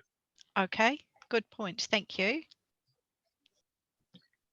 Hi, Andrew. Hi, Bruce. Yeah, thanks. I guess a potential area of risk is again the weighting issue and how much weighting is given to local and what the basis for that is. That's all going to be pretty important to work through. Yeah. So just that point. I just wanted to say I totally endorsed your 10-day payment thing. I like, with the cost of money, it costs council very little, but it will make a big difference to local businesses that they're paid in such a prompt manner. It's really terrific. Great, thank you. Any other questions, guys? Just a couple from me, Adele. Have you? Sorry, not have you. It sounds terrible. What's the nature of the skills that you have to develop internally to be able to make these assessments? I think we've actually got fairly well skilled, particularly in the project delivery side, and the service delivery teams particularly are very good at their procurement assessment, and they're all very willing to look at opportunity to improve our procurement processes, and they're behind this concept.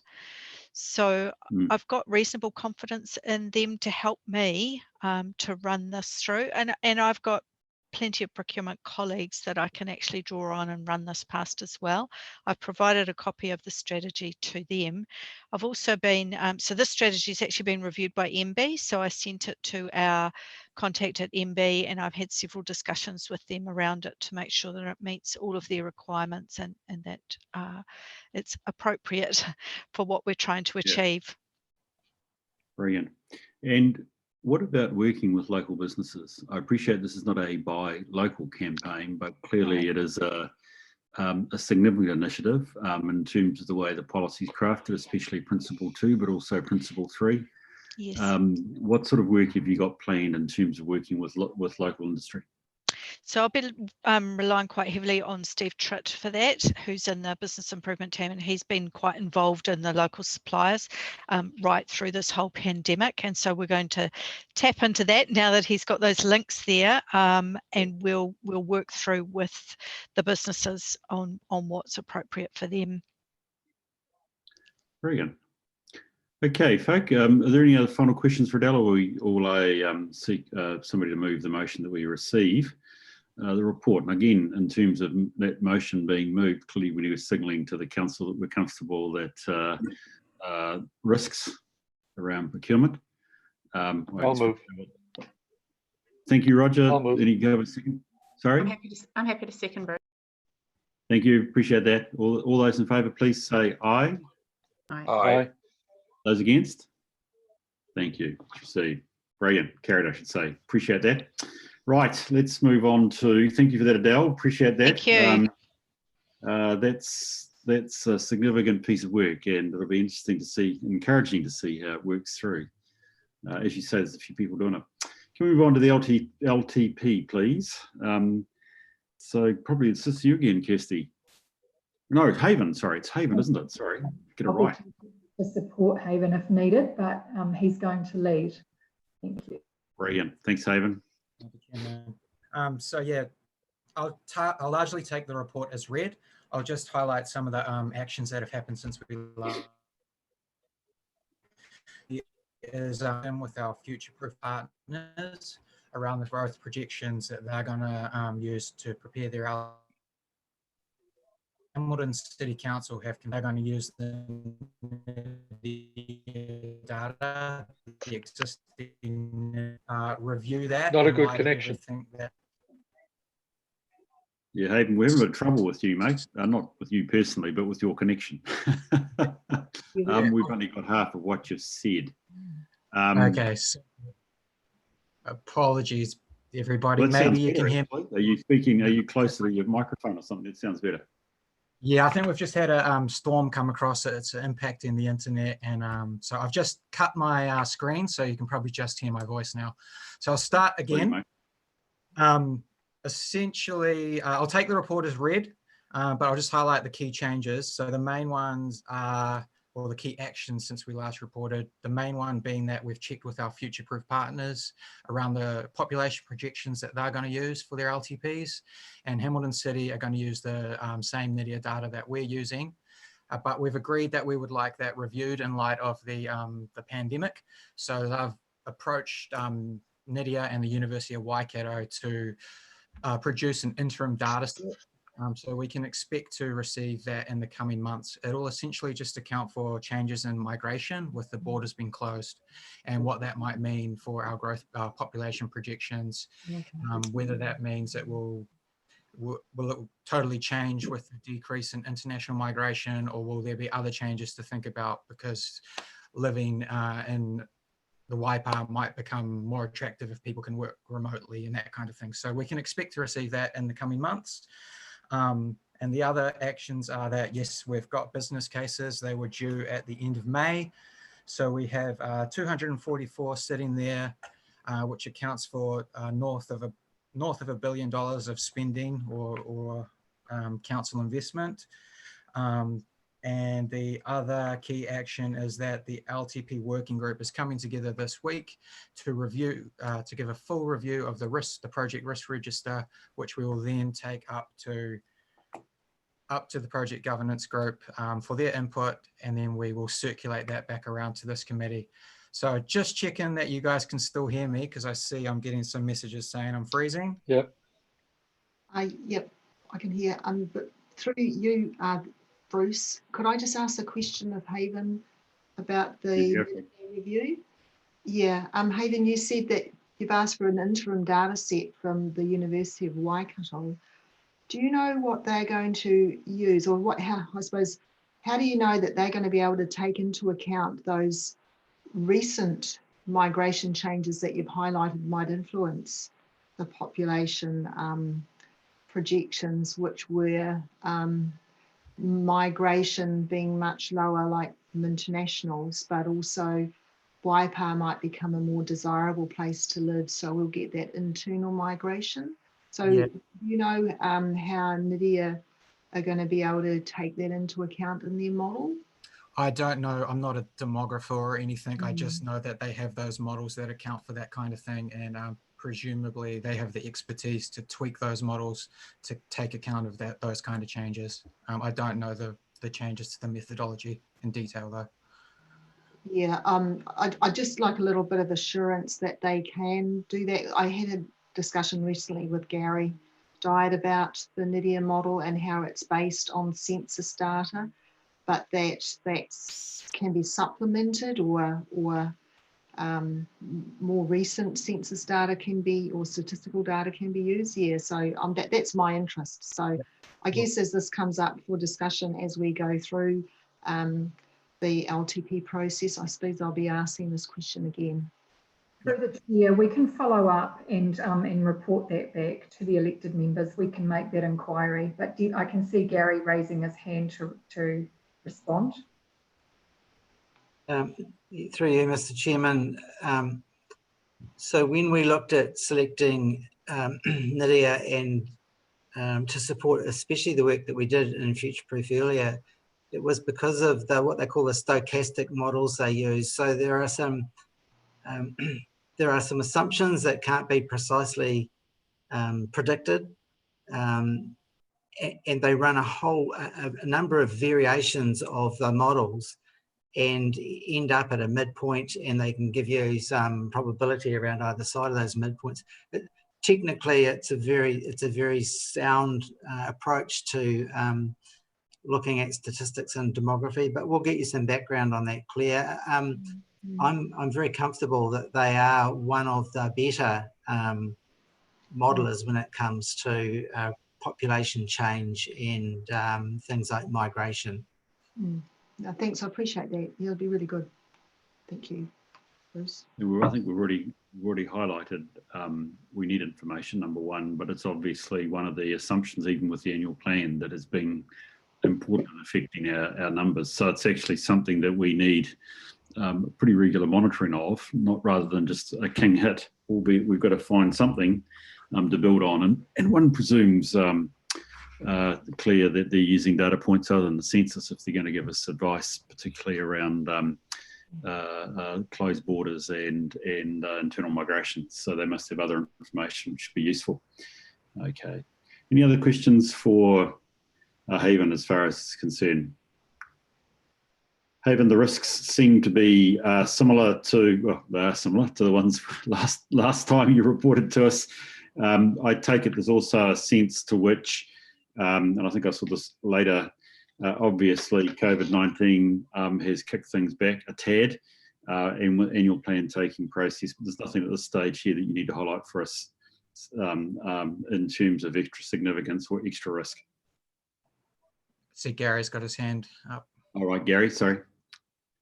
So through you, Mr. Chairman, I think one of the risks with the next LTP is that we don't follow blindly our previous assumptions around what the community expectations are, in the same way that we've learned a lot within our own organisation about the way that we function and what the new normal might look like. There's lots of anecdotal feedback out there from the community about the things that they'd like to see in their communities, especially with the lockdown period and then coming out of periods where they might have done a lot more walking and cycling and those sorts of things. And so I think we've got to be really strong on process when it comes to consulting with the community and come into this thing with very much an open mind. Yeah. But critically, we're sitting now on a significant number of business cases with something north of $1 billion worth of capital spend over the next 10 years. And I don't want to assume that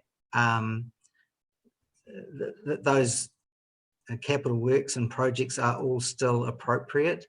I think what we need to do is to spend some time, develop a very, very good spatial plan before we start allocating money out of that quantum, so that in 10 years' time we can look back and think, yeah, we've done a good job and we've built the type of communities that people expect. So I think the big risk in this project is that we don't follow a robust process and just slow up a little bit and give us time to develop the sorts of communities that our people are after. That's an interesting comment, and I don't disagree with you, Gary. Are you now signalling extra work on top of your LTP program, or is this something that effectively you're saying is heightening existing work that you'd planned? I guess COVID has slowed us up a little bit because, of course, we've had to redo the annual plan. And effectively, what we were angling at was to get the resources in place following this LTP so that we could embark on a very, very good program of work to develop a great spatial plan. And I think more so than ever, that's now the case. But we've just got to be cautious of the significant number of business cases we're now sitting on. And I just caution us pushing the go button on those too quickly without doing that spatial plan. So I do think we just need to take stock, consult with the community, and then embark on a program of capital spend. So what I'm signalling is that not all of those business cases ought to be successful at this stage. Right. It certainly sounds like a load of work. Is there any other questions for Gary or for Haven here at this stage? Or Kirsty? No? Okay. So thank you for that, Haven. Appreciate it again. Obviously something we will follow with close interest over the course of the coming year. And looking from the chair, I'd like to move that the report be received. Do I have a seconder, please? Thank you very much, Claire. All those in favour, please say aye. Aye. Aye. Those against? It's carried. Thank you very much. Right. Oh, now this is really exciting, Ken. Counting policies. Woo! Let's go for it. Oh, sorry, we're being recorded, aren't we? I should be careful what I say. Hey, this is important stuff. Sarah, I think it's probably in your hands. Please take us away on accounting policies. Thank you. So I'm going to again take the report largely as read. I suppose a few things I did want to point out where there have been several changes in accounting policies. The key one for us really is the interest in other entities, which give us guidance, or well, gives us not guidance, it gives us how we are to the accounting treatment and how we are to report on so interest in subsidiaries, joint ventures and associates, so our CCOs. So again, although they're probably some changes for us, not so major for you, you as a council, I suppose. The proposed approach for the revaluation of the infrastructure assets. So this year, as you'll see, although we had planned to do the roading revaluation due to having done that last year, we completed 2 fair value assessments, which show increases in the order of 1.4% over the entire group. So that's pretty immaterial, and we won't be doing revaluations this year. Obviously, the fair value assessments note the uncertainty in the market at the moment, but both of them are pretty happy with where everything's ended up, and they're not they are confident in the values. So then I did list all the database improvements we have done. Obviously, because we aren't hitting revaluation this year, they don't come off until our next revaluation. So, but we have made good progress there. So I think that's really all I wanted to point out, and I'll obviously take any questions or. All right, thank you for that, Sarah. These are actually really important because they do determine how we report our results. Equally, they have a level of technicality which can be challenging for the average layperson. So I should be careful whipping about it. So can I ask, are there any questions or actually any points we want to make and raise with it? Roger? Yes, thank you. Just to prove that I did read it, but just a bit of clarification on the recognition of development contributions. And I just had difficulty in understanding when that occurred, because my perception of development contributions is that they were assessed values on what the provision of infrastructure was to be. And then if somebody does a part development, then they are charged what the projected development contributions are without them being provided. Does that sit within that? Or could there be some further explanation of that for me? Yeah, so I think this is just the recognition of the revenue in the annual report, not so much when we're making the charges and the development contributions policy. I think that's probably a separate thing. Are you talking about the note? Sorry, the page on page 117 of the agenda, just how we treat development contributions. Oh, page 12 of your report. Yeah, but it says when the financial contributions are recognised. So that makes me assume that once they're recognised, then they're entered into the balance sheet. Yes, that's correct. So they recognise as revenue when the council provides or is able to provide the service. So when the council does actually provide the service. But in some cases, those DCs are actually estimated. Yeah, I think, sorry, Ken, you might have more of a better answer than me, but I guess, so when we're providing the service, that's when we recognise it as revenue, but they wouldn't be an estimate at that stage, that would be signed contracts, Ken? Yes, but yeah. So what we're addressing here is the accounting policy, I mean it's an appropriate revenue recognition policy.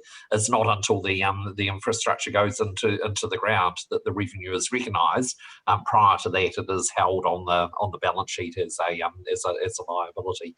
But because in fact, actually, there is a requirement that if DCs, if they're not spent on the appropriate purpose within a 10-year period, I believe, under the legislation, they must actually be returned to the to the party who paid them. So so they are kept on the balance sheet as a liability until the actual work that they're contributing to is carried out. Okay. I'm not sure I fully understand that yet, but might have a talk with Ken separately. Yes, look, you'd be welcome to do that. Yeah. Through you, Mr. Chair, could I ask a few questions? Go for it, Claire. Okay, Sarah, on page 122 of the agenda, it's headed up vested or donated physical assets. And the fourth paragraph refers to rules about the New Zealand Local Government Funding Agency about rates income. I don't think this is the right place for that paragraph. I think that paragraph should be back under rates income. And also the last sentence mentions that the rates income for the purposes of disclosing it for that is shown below, and see there's nothing below. So I guess this might have just been lifted out and is not necessarily going to be the actual text in the annual report. Oh, sorry, through the chair, I don't have that on page 122. I do. So, in fact, Claire, you beat me to my question. It's a really good one. That if you have the council agenda, it's in the wrong place. It's page 13 of your report, I guess. Yeah. It just shows you, Bruce, that we read immediately above personnel costs. Anyway, just check it out. It's worth it. We needn't delay ourselves too long. Certainly, the councillor version that we have, or the committee version, would appear to have that LGFA guarantee and indemnity deed, etc., and disclosures in the wrong place in terms of the policy. Sorry, I don't have that on my version. So. You've got the real version. Okay, that's cool. Can I ask just a couple of other questions too? Keep going. Yes. On page 127, then, which talks about the depreciation schedules for various major classes of assets. Look, I know that a lot of work has been done on condition assessments and that, and I'm just wondering whether or not any of those useful lives have been adjusted, because it's not a track change version. I'm just really interested in depreciation because it's a big expense actually, and if we are able to adjust useful lives and spread out the amortization of that cost over a longer period, I'm all for it. So do you know, Sarah, if they've been adjusted? Yeah, sorry, through the chair. So those lives there are the base, the useful lives, but that's obviously what they are. That's the range of what they are. But then what happens when you go into the revaluation, that gets adjusted by condition. So if say you are 10 years through a 30-year asset, and then they say it's an excellent condition, which is above what's expected, that'll adjust the years higher or lower. So that is just the base. It's not the adjusted lives. So that all happens through revaluation, and then we depreciate accordingly. So we depreciate based on the condition assessment adjusted lives.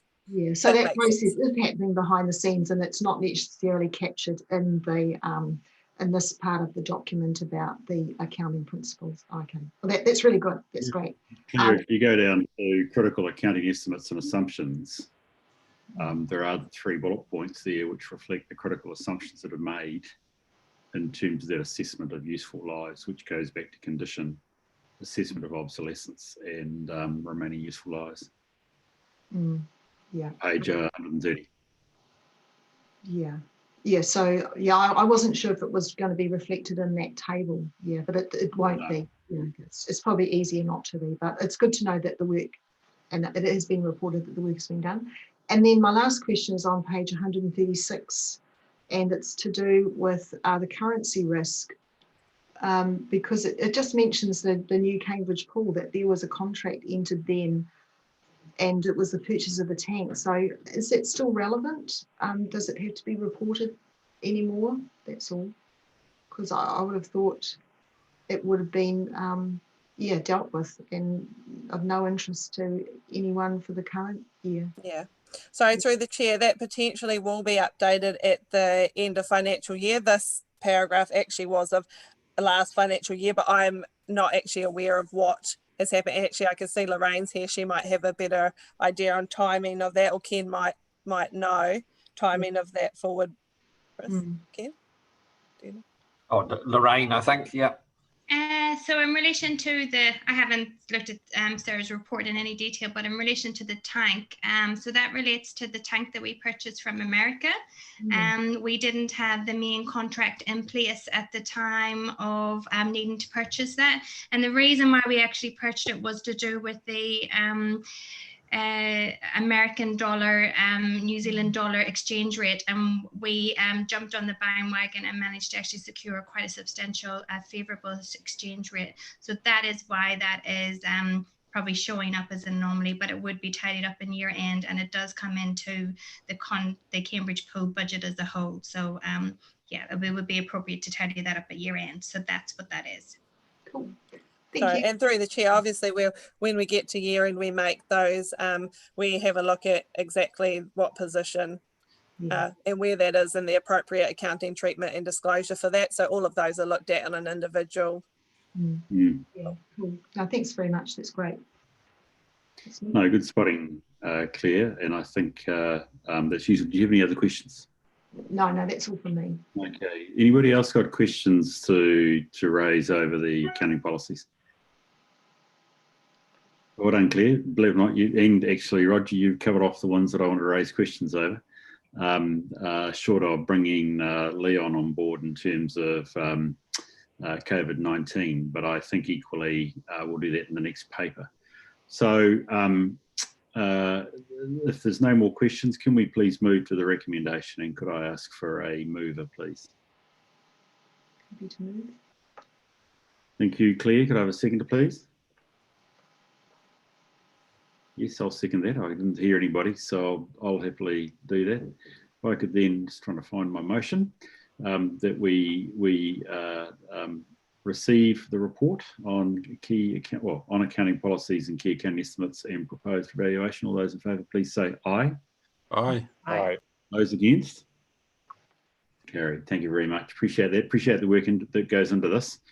It's interesting how they can play out as we go along, and that might be a hang of a good place to move to the next paper, which is an audit discussion on COVID-19 impacts. And thank you for being here, Leon. Appreciate that you could make it today. A critical point here is that there's a growing sense within not just the local government sector, but all reporting sectors, including the private sector, that the impact of COVID is having a greater impact on us than perhaps we might assume even at this point. So short of inviting Leon to speak, Sarah, I take it you want to introduce the paper. Is there something that you would like to say at this stage, or will we get Leon on board? No, absolutely happy for Leon to come through. It was just really a brief introduction to what we're discussing. Yeah, Leon, so very keen to hear your comments again, reflecting the fact to the committee that COVID-19 is probably affecting reporting by entities, but also by the auditor significantly. So keen to hear your views, please, Leon. Yeah, thank you, Mr. Chair.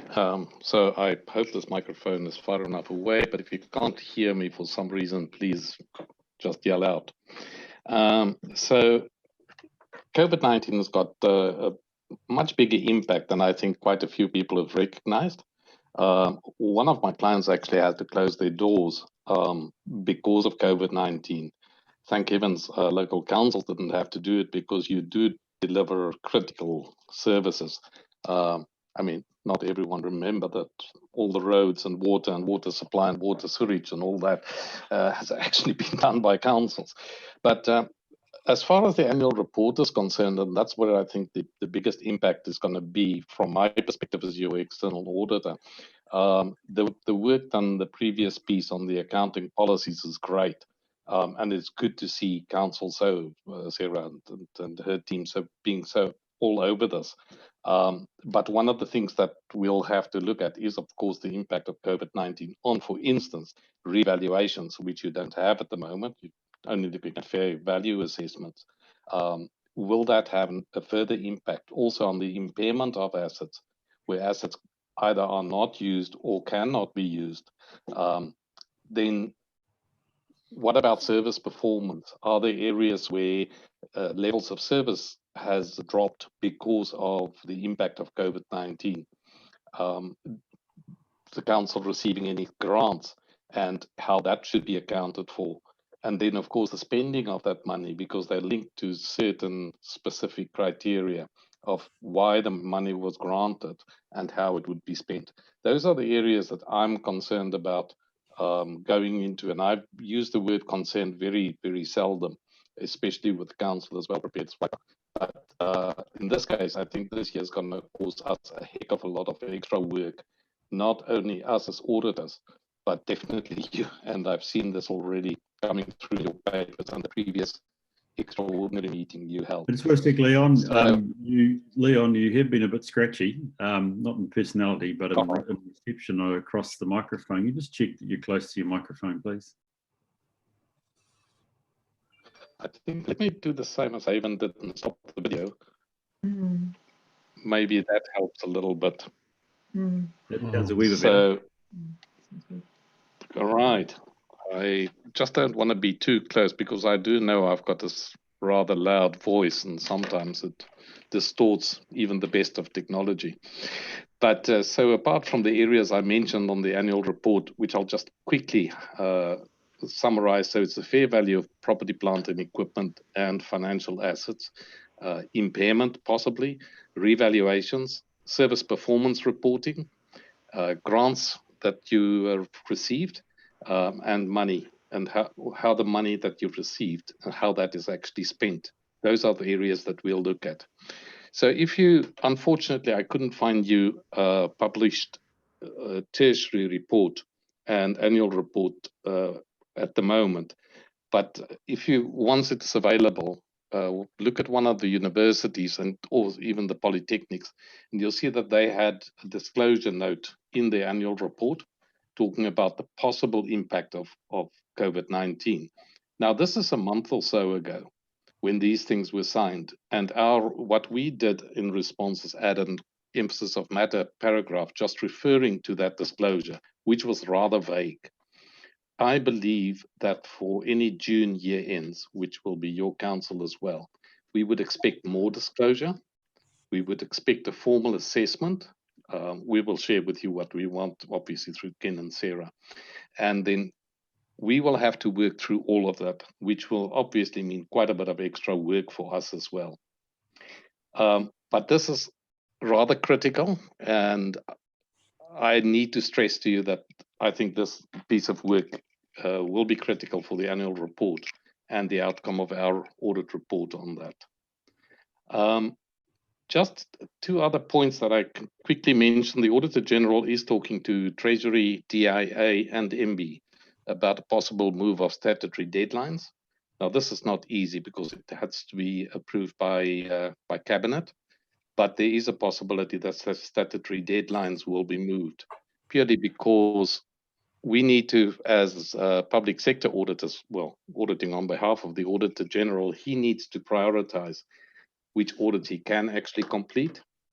Now, of course, the significant ones from his perspective is the financial statements of government to give other entities and overseas readers of the financial statements of government comfort that the audit has been completed and what is in the annual report or the financial statements are actually fair and reasonable. Then on the other hand, he has to focus on entities on the NZX, because that'll could impact business confidence, and of course the financial markets themselves. So we may, and I've mentioned this previously, and then I said it wasn't a big risk as far as I'm concerned. It is a bigger risk now, that we may end up with having to decide which entities' audits will be completed and which one will have to be completed later than the statutory deadline. And I think that's about as far as I should talk. I'd rather take any questions if required. So can I just clarify here, please,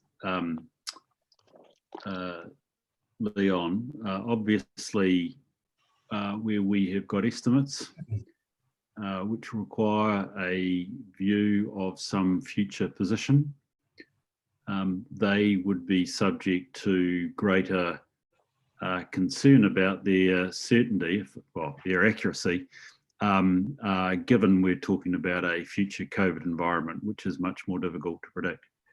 And you're talking about both financial information and also non-financial information, to the extent that we might have to estimate some form of performance. I take it, is that correct? That's correct, yes. And I think, in the previous paper, you spoke about the critical assumptions. Yeah. Those are definitely things we're going to have to look at the year end. So this would mean even things like our fair value assessments, which obviously are critical for our assets, and as Sarah shared, important to proving that there's been no material change, you will be looking at those substantially, well, I'm going to say harder if that's the right word, but with a COVIDian eye. Yeah, that's well said. I can't say it better. Add the COVID lens to it, yeah. Yeah. So we're still yet to see, when I say it feels like, well, I guess it is to some extent. I'm asking because you guys are getting the experience from elsewhere in other sectors prior to ours, but a level of expectation around the nature of the disclosures you would expect a local authority to provide. Yeah, so the one good thing is that, we've got a local government sector network within Audit New Zealand, who work very closely with the Auditor General's office as well as other service providers. And we'll come back with an agreed approach to what kind of disclosures are required. So, which will make it a bit easier for all of us, because if we can provide that to Sarah and Ken, that'll just make life so much easier than having to think about, apart from the thinking, which we'll still expect, and that's the assessment I referred to earlier, but the disclosures should be virtually the same across the sector. Ken, or Sarah, any comments from you guys? So yes, I just would like to make one. So obviously with the fair value assessments, that was a high, something I was quite worried about with the level of certainty. But I have, even though I did note that they had put a disclosure in there, they did then put some background information as to what the construction market was doing, and that they were reasonably certain. And if anything, it would be a small movement upwards in value. So I was pretty comfortable with the disclosures they made, and I'm pretty sure that I'm hoping that obviously Leon and Kat will be comfortable around those as well. But yeah, that's probably the only comment I had to make. But definitely, working with Leon and Kat will be quite important this year with the number of changes in accounting policies, along with obviously additional disclosures due to COVID-19. I can see you waving this time, Gary. Thanks, Bruce. Leon, welcome. I wonder if you might have given any thought to the knock-on impact of all of this extra work on the LTPs, which are a critical piece of work for us between now and the end of Christmas. Do you foresee any difficulty with our work programs as we lead into developing these LTPs? Gary, thanks. That's a really good question, because one of the things we are looking at, I refer to priority listing as well. And, where who sits, we are quite pushy that council should actually be higher on priority list and not, kind of lower. I understand financial statements of government is important. I understand the NZX is important, but council's financials are critical to the ratepayers. So we're pushing really hard to try and push that up. And as far as LTPs are concerned, because I can't see doing an LTP without an audited financial statements of the previous year. It just makes that starting point so much more difficult. So, yep, is there an impact? Not at the moment that I'm aware of. And we're trying not to have an impact. Is there a possibility of impact? Most definitely. Please note the word possibility, not probability. Right, so perhaps what would follow from that, Leon, is any sense of when the local government group or network will come out with the idea around disclosures and what have you that Ken and Sarah can latch onto? Absolutely. I think what we'll do, first of all, it's good to know that the fair value assessments have been done. What we raised now, audit plan, is that we're trying to bring work forward. Unfortunately, because of COVID-19, the impact of it on our staff and our work program, that may not always be possible. But we're going to try and do the, review the fair value assessments as soon as possible, if there's an issue, so that we can clear those. And then the next steps, of course, looking at the assessment of COVID-19, the impact of COVID-19 on financial or non-financial reporting. And then the disclosures will follow before we get to sign-off date. And I don't think they will be that contentious that anyone would have too many issues with it. But we do want to run past you first, rather early, instead of rather late, of course. And there is a high likelihood that the expectation will be a separate COVID-19 type disclosure by us, with a probable reference by you as the opinion giver, in your opinion, to that paragraph or that level of disclosure. Yes, that's what happened with tertiary institutions like universities and politics. They all had to disclose the possible impact. But as I said earlier, that was in March, April, when most of those were signed. It was early days and it was really uncertain. And they've put that in the annual report, the uncertainty. And then we just refer to it in an emphasis of matter paragraph. So now that we know so much more about the impact of COVID-19, and this is what your assessment will show us as well, and this is where that is going to be critical. If we've got comfort over your assessment and the impact on your annual report, whether it's financial or non-financial, and it's been disclosed clearly, then most probably we'll end up with an emphasis of matter. If we can't get enough assurance over the quality of the assessment or the clarity of the disclosures, that may have a bigger impact on the audit opinion, like a qualified opinion. Right. Okay. But that is actually normal, Bruce. No. Sorry, it wasn't a pause made for dramatic effect, Leon.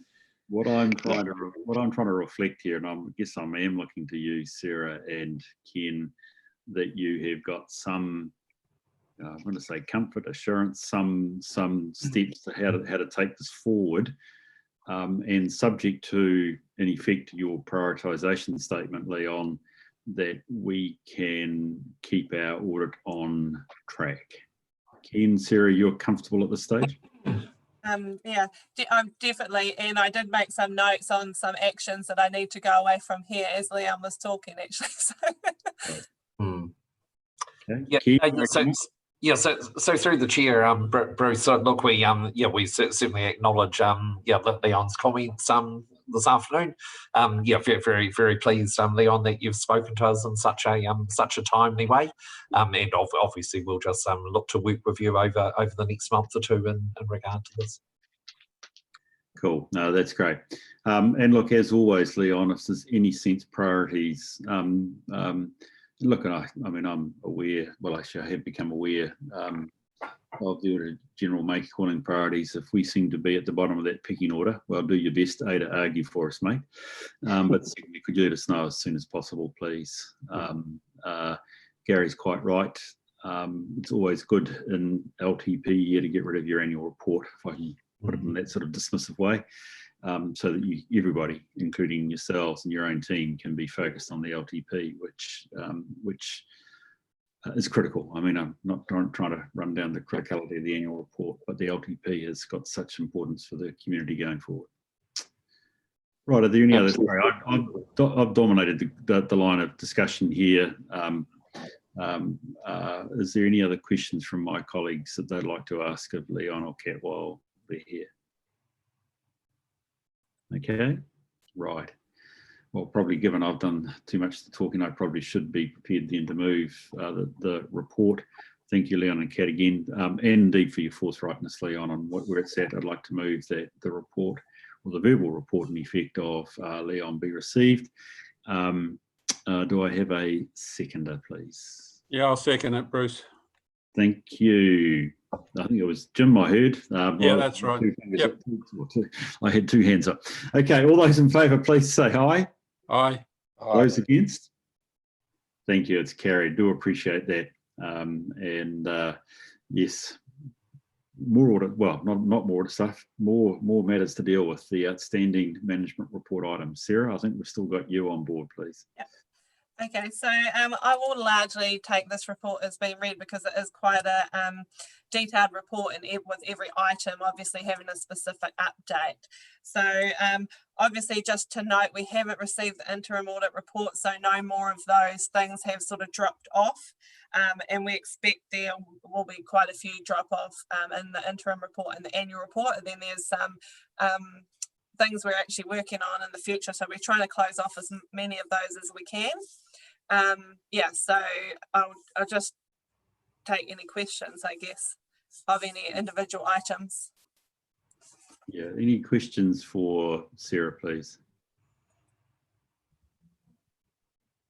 I had a couple, Sarah. I just want to make certain that I do have things lined up. So that actually it's the first one, it's the oldest one. Ken, I think we've always raised questions around the electronic purchase order system. Mm-hmm. This is tied in with the procurement improvement program, right? Yes, indeed it is, Chair. Yeah, that's what I thought. I just wanted to make certain because that's all promising good stuff by the end of the year. Mm-hmm. Good. Okay. Sweet. Constructive tension, Ken. That's good to hear. And the other one that I just wanted to check on is quite a bit further down, which was, well, I guess we don't have a revaluation, but it should technically also affect our fair value assessments. But on page 164, there had been this, and as I've come to learn, the more detailed way in which Leon, you folk as auditors look at revaluations, tie them in with our asset information. Again, we've talked about our asset management planning, dare I say it, and I know we're dealing with a valuation issue here, but again, I'm keen to see that this sort of matter is tied in with that as well. That's sort of a general statement I hope is occurring, but I think that's, if I've got it right, that should be happening. Right? We're saying here the asset database improvement plan has been updated following the 2019 infrastructural valuation. Staff are working on items in order of ranking. That sounds like we've actually got it done, have we? Or is it work to be done? Yeah, so we have a working database improvement plan, which basically ranks things according to database size. So obviously the impact and the severity of the issues, I suppose. And then we work through those, and our asset accountant does that. So we've obviously, every revaluation we receive our recommendations, and we put those on our database improvement plan, along with actually self identified improvements, and then we work through those, and that's the asset accountant's job. So I actually did give a detailed update of that in the accounting policies one as part of the fair value assessment work. Yeah. Great. That's what I thought. I wanted to make certain we got them all lined up. Okay, any other questions? I don't sense any questions from anybody else at this stage. Could I have somebody be prepared to move that we receive this update, please? Yeah, happy to move, Rod. Bruce. Thank you, Andrew. The seconder, please. Thank you, Claire. All those in favour, please say aye. Aye. Those against? It's carried. Thank you very much. Right. Capital program update, Lorraine. First of two papers. Thank you. Good afternoon, everyone. How are you? So I'll just... More meeting. Yeah, busy agenda as always for the ARC committee. You always keep yourself very busy. So obviously I'll just take the papers as read. So just really kind of picking on the key points for the Capital Works programme. So just to acknowledge that the report takes you up to the period ending of the 30th of April. There's currently 173 projects that are being tracked. You will see, if you had referred back to your previous report, that there has been a reduction in projects. That reduction in projects are mainly due to growth projects, and they have been deferred into 2021 years and 2022-23 years. And really that's a reflection on where the developer is sitting. So that is where how those projects have been deferred. So the reforecast at the moment is sitting at 90.9 million, and that does take into account some deferral of the projects associated with the COVID-19 impact of the contracts. So that's why you've got a reduction sitting in regard to that reforecast figure, and I say down to 90.9 million. So of that 90.9 million, we've got 69% of the budget spent, so that's 62 million, and we've just got under 29% of that budget committed, which is another 26 million. So if you combine them together, taking into account some rounding errors, you're sitting between 97 to 98% of the budget fully committed or spent by the end of 30th of April. So that's probably the best track record we've had to date. And so that represents 88 million of that approximately 91 million. We have a balance of approximately 2.4 million, and that balance is really associated with land purchases associated with growth. So we either have an agreement in place and we're just waiting for the signatures to come through in regard to the land purchases, or we're still in negotiations with those landowners to complete those purchases. So that may or may not be spent, and so there's a potential, if it's not spent, it will be carried forward into next year, but we really can't determine that depending on how those land negotiations go. So that's the balance. So that's kind of where we're sitting in regard to the dollars and the projects. Any questions on that before I move into the CE KPIs? Through you, Bruce, I'd just like to say, Lorraine, what an amazing result, what an achievement there, just out of this world, considering the scale of effort and complexity that your teams have been working. And I just say congratulations. It's absolutely fantastic to get 98% of it done at this point in time too. We're not even at year end. So I really appreciate all the work that's been put in to get to this point. So I'll pass that on to the team, because they're the ones that have been the busy beavers in behind. Although they're very disappointed that COVID-19 happened and they didn't hit the 100 million mark. That was our target and we have failed. It's always next year. Yeah, well, you need to hit it next year because you've got an increase in capital works coming next year, that's for sure. If there's no further questions, moving forward into the CA KPIs, just a reminder that the KPIs are tracked against the annual plan budget, not the reforecasted budget. So at the time of writing the report and the end of the 30th of April, we had 74% of the renewals So basically that's on target to be met by the end of the year. We've got 63% of the level of service, and we should make that. We've had a bit of delays in some of the level of service contracts, so we may just fall underneath that. And look, the biggest issue we have is the growth. So it's sitting at 41%.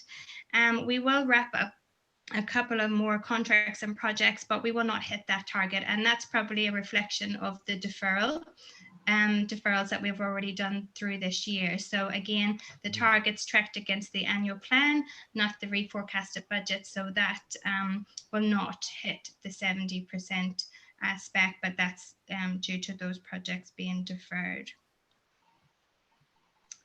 So that's the main component of that report. Any questions? Yeah, Lorraine, just from my perspective, I've gone through some of the colours of the I guess the flow through of projects. Yeah. Any significant change there that we should be worried about? That's a terrible word, but is this as you would expect it, or is there a particular feature of the two? I think if you kind of look at that, far right pie chart, that project tracking. You'll see we've got 45 projects that are sitting in slightly behind. And that's that. So whilst all the dollars are there, the dollars are against the reforecast in regard to COVID-19. But what that is reflecting is that there's quite a number of projects that are now have got program delays, and they're going to be finished in 2021. So at this time of the year, I would not be expecting to have so many projects in a behind mode or slightly delayed mode. So, and that's the COVID-19. So that is what's showing on that. Plus, I would have also expected to have more projects complete. So we've got 19 kind of contracts complete.